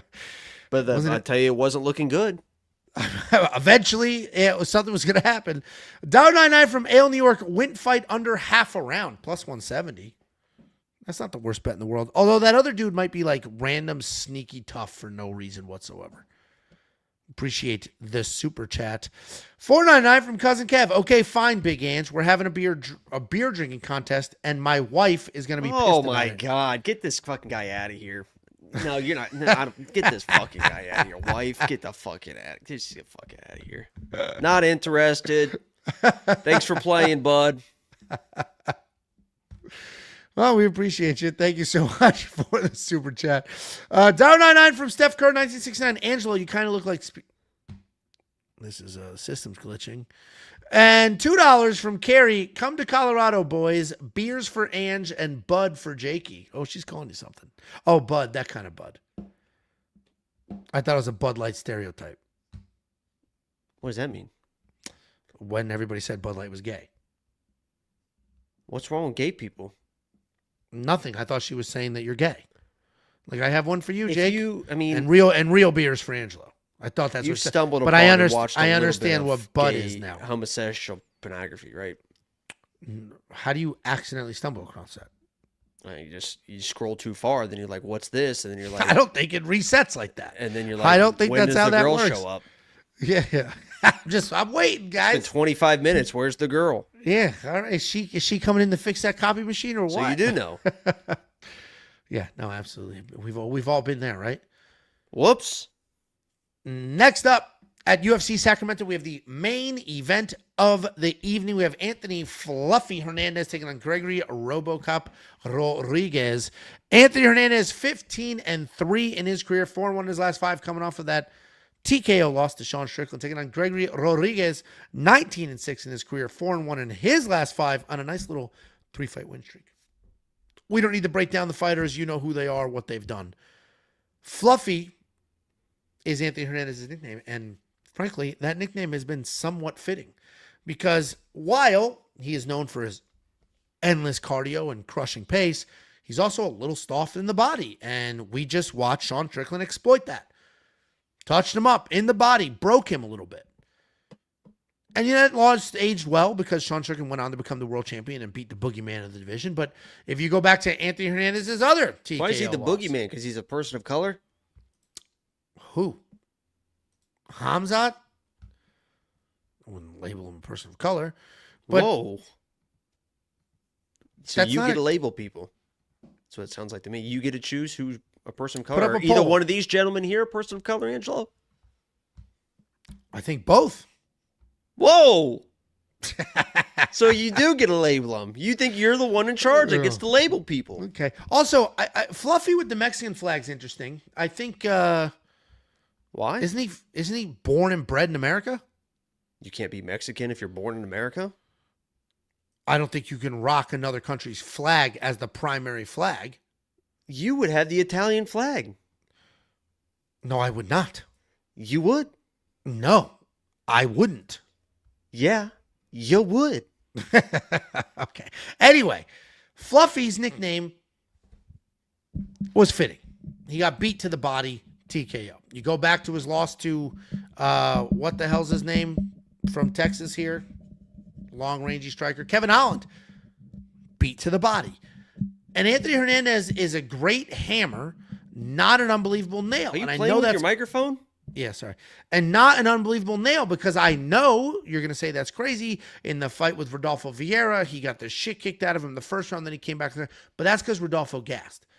And unfortunately, this fight might look exactly the same. Fluffy Hernandez is not nearly as durable as he is dominant when he's in complete control. The reality is Anthony Hernandez is a very good hammer, not a very good nail, and we're going to find out in the first round how much of a nail he can be.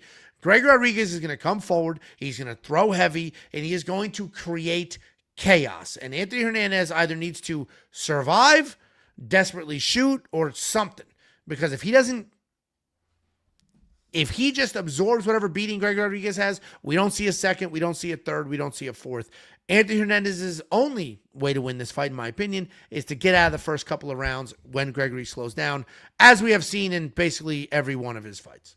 If he doesn't get you out of there quick, it could be a problem. Go look at the loss to Jared Cannonier, his last 5-round main event. That's exactly what happened. He had Jared Cannonier 99% knocked out, gassed, 4th round, gets finished. I think Anthony Hernandez wins this fight, but it's going to be very dicey early. Gregory Rodrigues is hitting a stride here. He's absolutely a finisher. I'm not worried about the jiu-jitsu or any of that bullshit. If Gregory Rodrigues comes in here and just lighten up Anthony Hernandez, we have seen him fold. We've seen him finished. It's not outrageous for that to happen again. I'm going to pick Fluffy because I think he can weather that early storm, but I don't know if I could bet on him. It's going to be very, very dicey. Jacob, what do you think? A couple good-looking dudes there. Just a couple real fucking good-looking dudes there. Fluffy's a good guy. I have no qualms or issues with Fluffy. I will say that fight was the main event versus Michelle Pereira that I was at that caused divorce.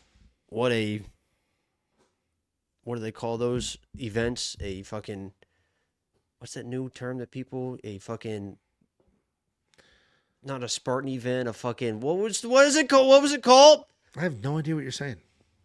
A fucking something event that people say. It's the fucking, like the fucking Greek whatever. Anyway, Roman event of all of our lives. Canon event. Canon event, Roman event, a Roman whatever. You guys know what the fuck I'm talking about. That was quite the moment that changed all of our lives forever. Great win for Fluffy. Not a great moment for Michelle, as it turns out. Had nothing to do with me. More than one way, yeah. But, yeah, I've been very anti-Fluffy for a long time. I picked against Fluffy. I picked against Fluffy. I picked Michelle. I picked against Fluffy. I picked Roman. I think I picked against Fluffy. I picked against Fluffy.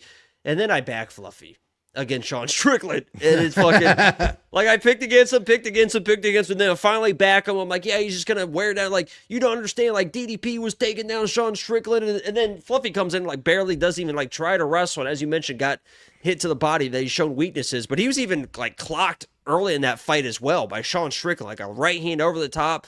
And Fluffy has shown great durability to his face, to his head. Like, he'll get it wobbled a little bit, but he'll give you a little peace sign. He'll stick his tongue out, and he really enjoys that type of fight. You start working the body, it's a little bit different because you can't really out-tough that. But when you're thinking about these shots that he's been eating and kind of wobbled a little bit at times and kind of like up against the fence and kind of doing the peace signs and stuff and rolling with shots, he's doing it against people like a Sean Strickland, who did kind of crack him. He's doing it against a guy like Roman Dolidze, who's kind of slow and just kind of very, not real tactical, just kind of one shot. He's doing it against a Brennan Allen, who's not like a dangerous guy with the boxing. He's got pretty good boxing, but not crazy dangerous guy with the boxing. He's doing it against Michelle Pereira, who is a wild dude or whatever, but isn't like tactical with the boxing, doesn't have a ton of power in his hands, more kind of wild power. He's doing it against a Roman Kopylov, who doesn't have a lot of power in his hands, is more kicking and stuff like that. He's doing it against like an Edmund Shabazian, who's not like, he's probably got the most power, but very easy to take down. He's doing it against a Marc-Andre Is this Berrigan. every fight in his career? Thank you, Angelo. It is Jesus. basically every fight in his career. He's never fought somebody like Gregory Rodrigues. And you could say the flip side, right? Gregory's never fought somebody like a Fluffy. But getting the takedowns on Gregory is going to be very, very hard. This guy is a really, really good wrestler, really, really good grappler. And on the feet, I think Gregory can hurt this fucking guy worse than anybody that's fucking hurt this guy. So I'm on Gregory here. If it extends, it extends. It is what it is. But Fluffy's not shy of boxing. Fluffy's not shy of striking. He does it to set up all the other stuff. He's not like an all-in wrestler at all times. And if he is, you know, I think Greg can kind of withstand the storm and land some shit. He hits hard, man. So you're going the opposite way when it comes to weather the storm. I'm saying I think Fluffy needs to weather a storm. You're saying Gregory needs to weather a storm. I didn't say he'd weather the storm. Didn't you just say that? Literally? No, Gregory is the storm. He is RoboCop. He is the noise. Did you see the sweet RoboCop intro to my quick video? I don't watch that shit. I put it on Twitter. And Why are you Instagram. anti-police? We have so many cops in my family. That's just not a true statement. Big Why would that fans. make me RoboCop. anti? I picked against it. I'm anti-robot, anti-AI. Whoa, hey, I know you're listening. I'm not anti you. I know the phones are listening. Right? Hey, I love you. I would not say that. Your poor phone. You with that literally thing can't is say seen. you're anti. They'll remember that shit. Well, you know what's something? One of the funniest theories with AI I saw was you spend a ridiculous amount of money just like being polite to it, like please, thank you. Like somebody did the math and it costs an insane amount of money for every please and every thank you. And the theory was, we're going to be rude to the robots because it's cheaper and we don't want to waste polite words. And then they're going to start to think for themselves and they're going to remember us being rude and we're all fucked. Good theory. Jacob and I are split here. People say you use AI for your graphics. If I did, they wouldn't be wrong all the time. Yeah, we don't use The AI for RDR fight graphics. said middleweight. I make the thumbnails. The on-screen Yeah, graphics I make, which is why there's random errors in there, because I sit in this chair, I have a YouTube video on with no ads because I pay for premium, and I just start doing the graphics. And sometimes I get sucked into the video and I'm clicking. We don't use AI. We do have AI though. With what? Oh, we have the developer has an AI that he uses to make picks, but we don't use AI for any of the content. Believe me, if I could, I would. He writes a script for you. I asked Claude, I said, Claude, watch me make these graphics and tell me if you can do it. And then it was a million reasons why it can't. It's like, God fucking, what a joke. So I'm stuck doing it. Takes hours every week. Anyway, Jacob and I, opposite sides yet again. You're all over the dogs this week. Gregory Rodrigues. What's your dog sound like? The big ones. No, what's your dog sound like? Yeah, Sadie, the big one, the girl. No, what's your dog sound like? What's your bark sound like, dog? Pussy. What's yours? That's overcompensating. Arf, arf. What's yours? Arf, I don't arf. bark, I don't get scared. They only bark when they're scared? Yeah. No. Yeah, that's a whole thing. Yeah. Look it up. Dogs bark when they're scared. Do dogs only bark when they are scared? No. Dogs do not. I'm fucking 2 for 2, batting 1,000, Googling and proving your dumbass wrong. Oh, the Amish isn't a real. What? Well, obviously they can absolute bark if they're hungry or something like that. Yeah, but when okay. they're when it's an angry bark, they're scared. Uh-huh. Okay. Yeah. All bark, no bite. That's How you, Big quick Angie. that changed. If you guys need a tiebreaker because you don't trust this Muppet anymore and you're worried about me and my Can't caloric trust me. intake, My PP's undefeated. and my caloric intake may be rattling. Some my are brains. warnings because they're scared. Go to WeWantPicks.com.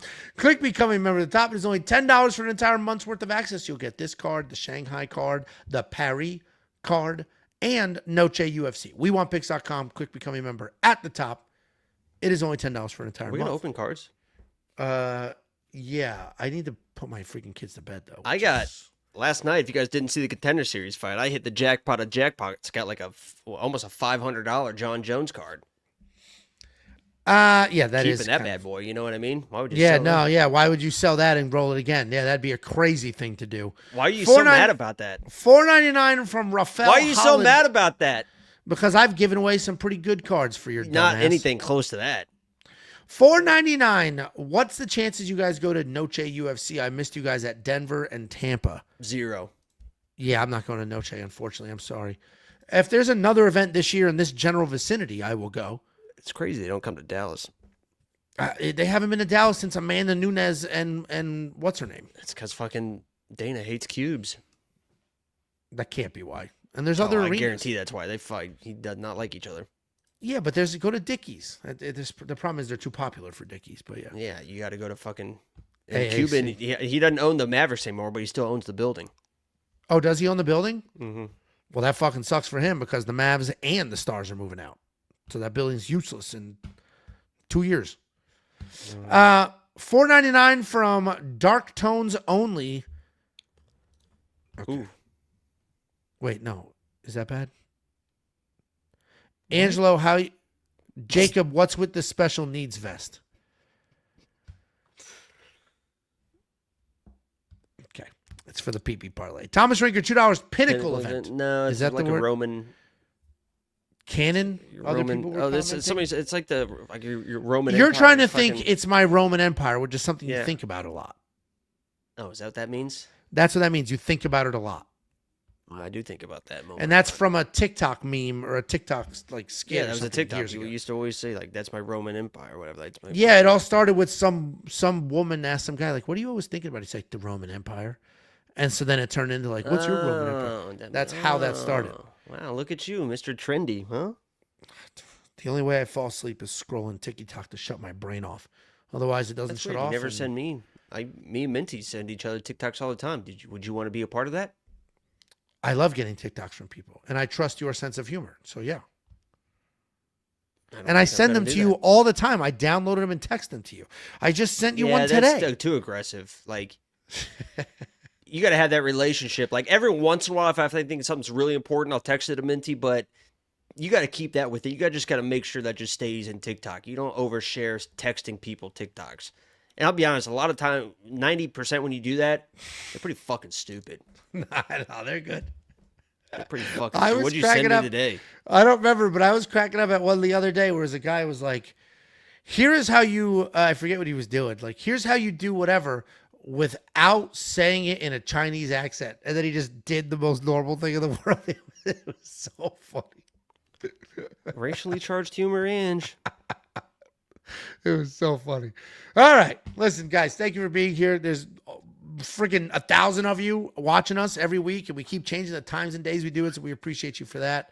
And if you appreciate us, why don't we support the people who support us as well? If you go to Hayabusa, they have a whole new line of wrestling stuff, and wrestling season is about to start here. They added new quick swap systems. They have the human body top, and they've added actual comfort clothing. Before that, it was legit only training gear, no actual casual clothes. They've added all of this in the last 3 months. Check out Hayabusa. They have the best, highest quality training gear, whether it's boxing, kickboxing, Muay Thai, gi jujitsu, no gi jujitsu, literally all of it. Kids, women, adults, everything. Check them out. It's very well made, which means it's not cheap. So promo code WWP gets you a couple bucks off. They support us, and they have for a very long time. So go support them. And if you want to send something for the vlog, here's the address. We Want Picks, P.O. Box 406, Prosper, Texas, 75078. Check out premium, blah, blah, blah. Let's go ahead and open up some cards. Oh, here we go. Can I sell that? Can I share my screen to sell this John Jones one? Yeah, actually, that's perfect. Then I can put my children to bed while you do that. How do I do this? Just hit share screen. And then I have to put it on. And then once I put it on, you're good. Yeah, I'm just looking. How do I look at my cards? Oh, on collectibles, go My to... collection. No, it's not in your collection. It's in your packs. Go to the repacks. And then it'll be Repacks. my packs opened or whatever, and then you'll see every card you have. You're really going to sell it? Damn. Angelo, I put the pressure on you. Okay? Just share your damn screen so I can go put these kids to bed. Okay. 1 second, please. Where's the button? Oh, present. Share screen.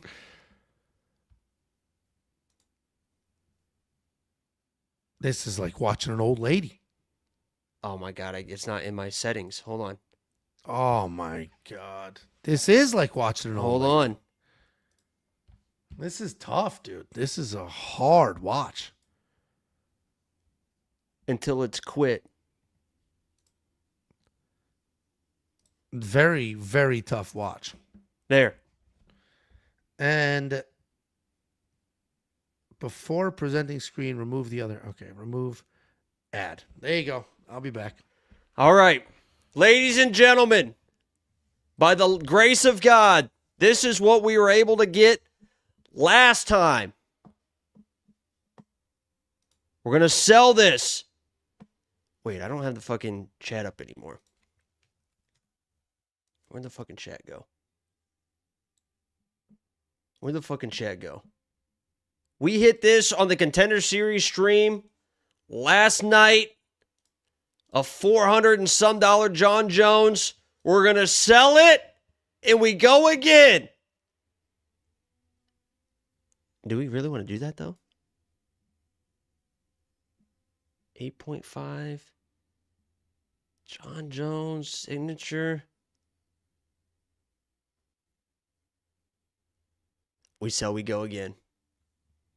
We sell it, we go again, motherfuckers. We're going to buy an elite pack. Hell yeah. Buy an elite pack. Hell, buy 2 of them. Hell, buy 5 of them. It won't let me click more than 1. Confirm purchase. Oh, yeah, we're fucking rolling now.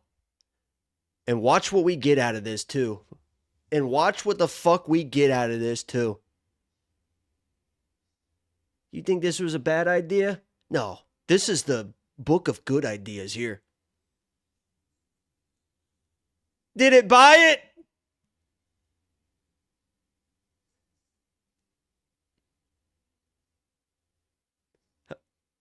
Oh! Ladies and gentlemen, I stand here before you today. What we did was something that people like Angelo, that people like you, but not me, are not willing to do. Sometimes you got to make the sacrifice. Are you going to sell? Imagine being one of those people that bought Bitcoin at $1 and then they sold it at $10 and they just went on their way. They just kept it in their pocket. That's what you people wanted me to do. Keep a $400 John Jones card that's at max value already in our pockets and not open up another card when we could open up a $10 million card. I don't know. The possibilities are fucking endless at this point. You understand? And this is why you take that extra step. Because last night, we were almost done. We were done opening packs, but I said, you know what? I had a little bit of a feeling in my fucking nuts. We call it the taint tickle. That if I buy one more pack, it's going to put us over the edge. And right now, I'm getting a little bit of that taint tickle right now with this $150 pack. Shout out Home of Fight. Shout out Matty Betts. You can go to collectibles.com, do the same goddamn thing I'm doing. And if you like the card, like that John Jones card, this isn't NFT bullshit. I could have got that card shipped to me and had it sitting right there till the end of time. But I'm not a fucking pussy. Okay? And speaking of not a pussy, go to WeWantPicks.com and check out the protection parlay. Check out my PP.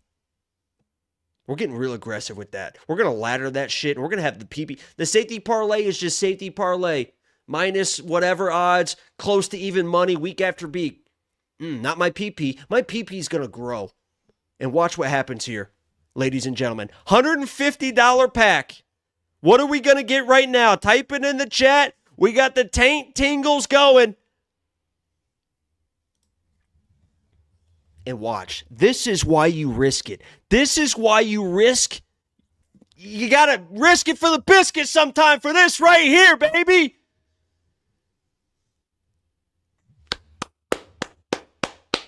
That's a win.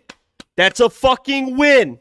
That's a fucking win. $150 to 180. Fair market value. 200. Alex Pereira. PSA 9. That's a fucking win.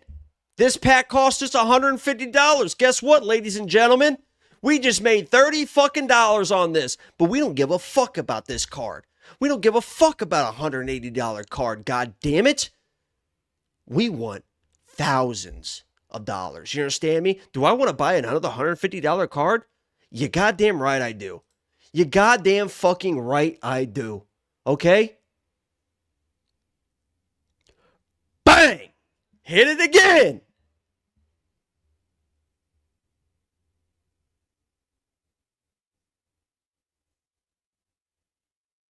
Now give it a moment. Give it a fucking moment. Give it a fucking moment.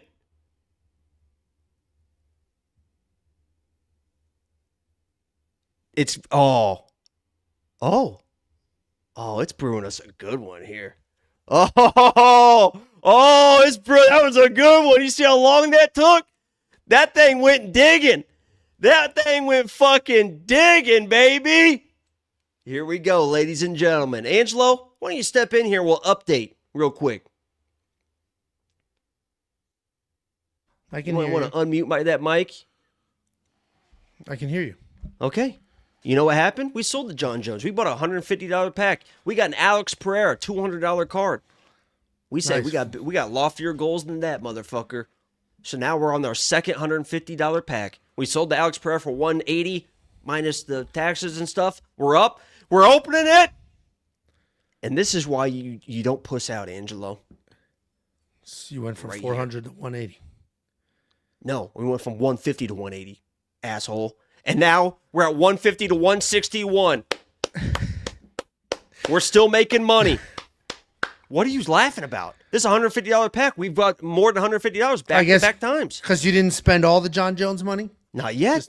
Okay. Not yet, yeah. Well, it's nice that it's you and not me. This is nice. This is enjoyable. We're going to buy another one. Oh, boy. Goddamn right. Yeah. See? Look how much money we have, Angelo. Some of that was already there. No, this was the John Jones. I only had $30 in there. We sold the John Jones. That's going to be in the tens of thousands here in a couple minutes. I'm You excited understand? to see. I'm very excited to see. We sell, we go again. What even was that? Kaikar France? Never heard of him. Never heard of her. Yeah, who's that? Who's that? You're right, Angelo. What do you think we're going to get on this next one? What do you think the value is going to be on this next one? Oh, I think, We've had over $150 back-to-back times here. We're really rolling. Then we're Uncle looking Mo's at an here. $84 card. Uncle Mo's here. Your negativity is absolutely. How do you go through life being so negative all the time? Can you live for once? I break my foot. Let's see what we got. This is your fault if this isn't. Let's see what we got. Let's see what we got. Bing, bong. You bitch. I fucking pegged that, didn't I? You dumb bitch, dude. What is the price on that? Look what you just manifested. The exact price on that? Look what you just manifested. I mean, I fucking nailed that. Yeah, you did. All right, let's do it again, and we'll get a $76 card. I know how this works. We're still up. Sell it and do it again, Jacob. We can't end at this. No. We can't end with this. There's still money in the account. Why are you buying one pack at a time? Buy two, nerd. They wouldn't let me. I try. Trust me. I try to buy them all, Angelo. You can't stop here. What are we doing, dude? No. I agree. No. I know. I agree. Let's go. No. I agree. Here we go. $150 pack. Let's see. Yeah. Yeah. All right. Yeah. I agree. Yeah. We sell I'm not it. scared. We go You again. think I'm scared? We You sell trying it. to- you trying to- We go again. You trying to bully me now? No. I don't No. get scared, Angelo. Watch this. Here we go. What do you think We this is sell going to it, we be? get- I Oh, think this is no, going to be you're- a 250 Oh, but that's it? That's it? for right now. The negative version of me would say 75, but that's not me anymore. We Okay. sell it, we win again. Okay. This is 500. Yeah. Yeah, this is 500. Here we go. It's not 70-something. I know that for a fact. It's not 70-something. Okay. 125. Hanging tough. We're hanging tough. Yeah, dude, we only so lost we 20. go again. We're hanging We only tough. lost $25. That's it. Yeah. Very all small right. loss. Very small loss. All right. This is how it happens. You take go. a step back, and then you keep moving forward. I agree. Hey, the comeback is greater than the setback. You know who said that? You know which Greek philosopher said that? Archimedes. Mike the Situation. That's one shot, kid. That was right. Angelo's bad vibes are ruining the cards. I agree. You're being sarcastic. You're trying to reverse jinx it. No. Oh, I don't know. Maybe because you made me sell my Max Holloway card. I sold my John Jones. I put my money where my mouth is, Angelo. I had the most expensive card, and I sold it. That's not the most expensive one. Yeah, it was. No, I thought there was another. No. I had Isn't there everyone like in the chat telling me not to $1,000 sell it. We have everyone telling you to sell it. You should sell it. Everyone tells you to sell it, and you're like, oh, I don't know. I had everyone telling me, don't sell it, and I still fucking sold that shit. And this is why. Right here. Right now. Right here. Right now. Proving once again there's more than corn in Indiana.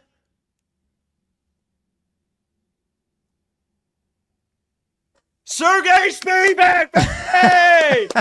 The co-main event of this week's card. That's a win to me. That's a win to me. Regardless of value, this one is priceless to me. I agree. That's a sign. That's going to win us the bets, which is more important. We sell, we go again. No. We sell, we go again. Oh, crazy. That's okay. We saw it. We just needed to taste it. For sure. We just needed to see it. We just needed to taste it. We're still we still got so much money. We have plenty left. We have so much money still. 100%. This is going to work out. Yeah, and this next one we don't sell because it'll be $500. I don't really like the way you're saying that. No, why do I only have 130 in my account now? It's processing it. It took the money out. You gooch, dude. You gooch. There was just $400 in there. No, it's 3-something minus 150. You're gooch, dude. You're gooch. No, Two smaller packs. Get the fuck out of here, Carrie. Yeah, here we go. Here we go. This is it. You're owed. Give me your honest opinion. The universe opinion. owes I think you. It's going to be a 220. Well, they just fucked you on a 70-something. So it's going to go. It's going to go back up for sure. It's like Plinko. It's going to go back up. What do you think? 2 of your last 3 have been under $100. It's going to go back up. I'm not even being sarcastic. I've done this long enough. I agree. I think it would be really crazy if this was under $100. I think this would be really disappointing. If I'd call the FCC if this was under $100. Holy shit. There we go. There we go. Yeah. Hell yeah, That's dude. why we played the game. That's a good card. That's a good card. That's what we're talking about. There we go. And you still have money left over from selling the John Jones card, so you're up. I don't sell it. I keep it. Keep selling it's dumb. Selling is dumb. What are you gonna get? 300 is a cool card. You know what's really cool? No, there's not a better card. $5,000 card, Angelo. I don't think they have one. Get Don't out of do here. it. We sell, we go again. Dude, this is we go again. That's Get the crazy. fuck out of here. No, That's you're a gonna good see. card. You're gonna see why. You're gonna fucking see why. Okay. I didn't even finish putting the kids to bed. I didn't know this was an all-nighter. I mean, it could be. At this point, we don't know. If we get a fucking $5,000 card, we're going to sit here for a long fucking time. What is the point of continuing to go? You know you can withdraw the money and send it to your PayPal within seconds. I've done it.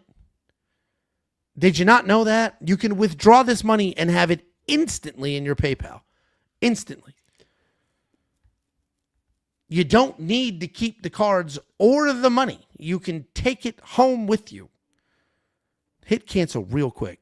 Yeah, this is going to be the last pack that we open here tonight, ladies and gentlemen. So let's hope for a really strong one here, because I just have come across something has come across my desk that has been some new information. Very interesting for me. Did you actually not know that?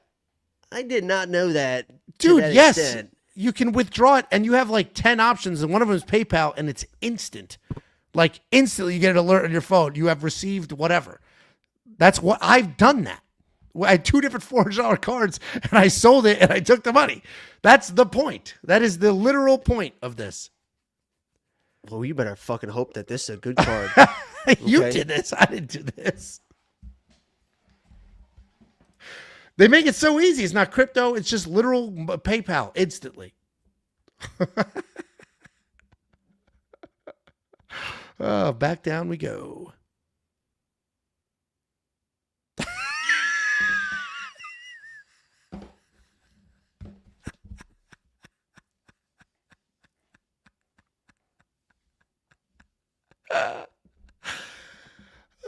It's a lot nicer being on this side of the fence, I'll tell you that. There goes Jacob. And he screwed up the split screen. Listen, Jacob got a taste of his own medicine. Now he knows what this is like. Lessons were learned today, boys. You don't sell it and go again. You sell it, withdraw the money, and ride off into the sunset. Thank you guys so much for being here. We had 1,000-something people at one point. I know these streams are long. The consensus is longer is better, despite the random comments. 3 hours. Thank you for being here. Genuinely, good luck this weekend.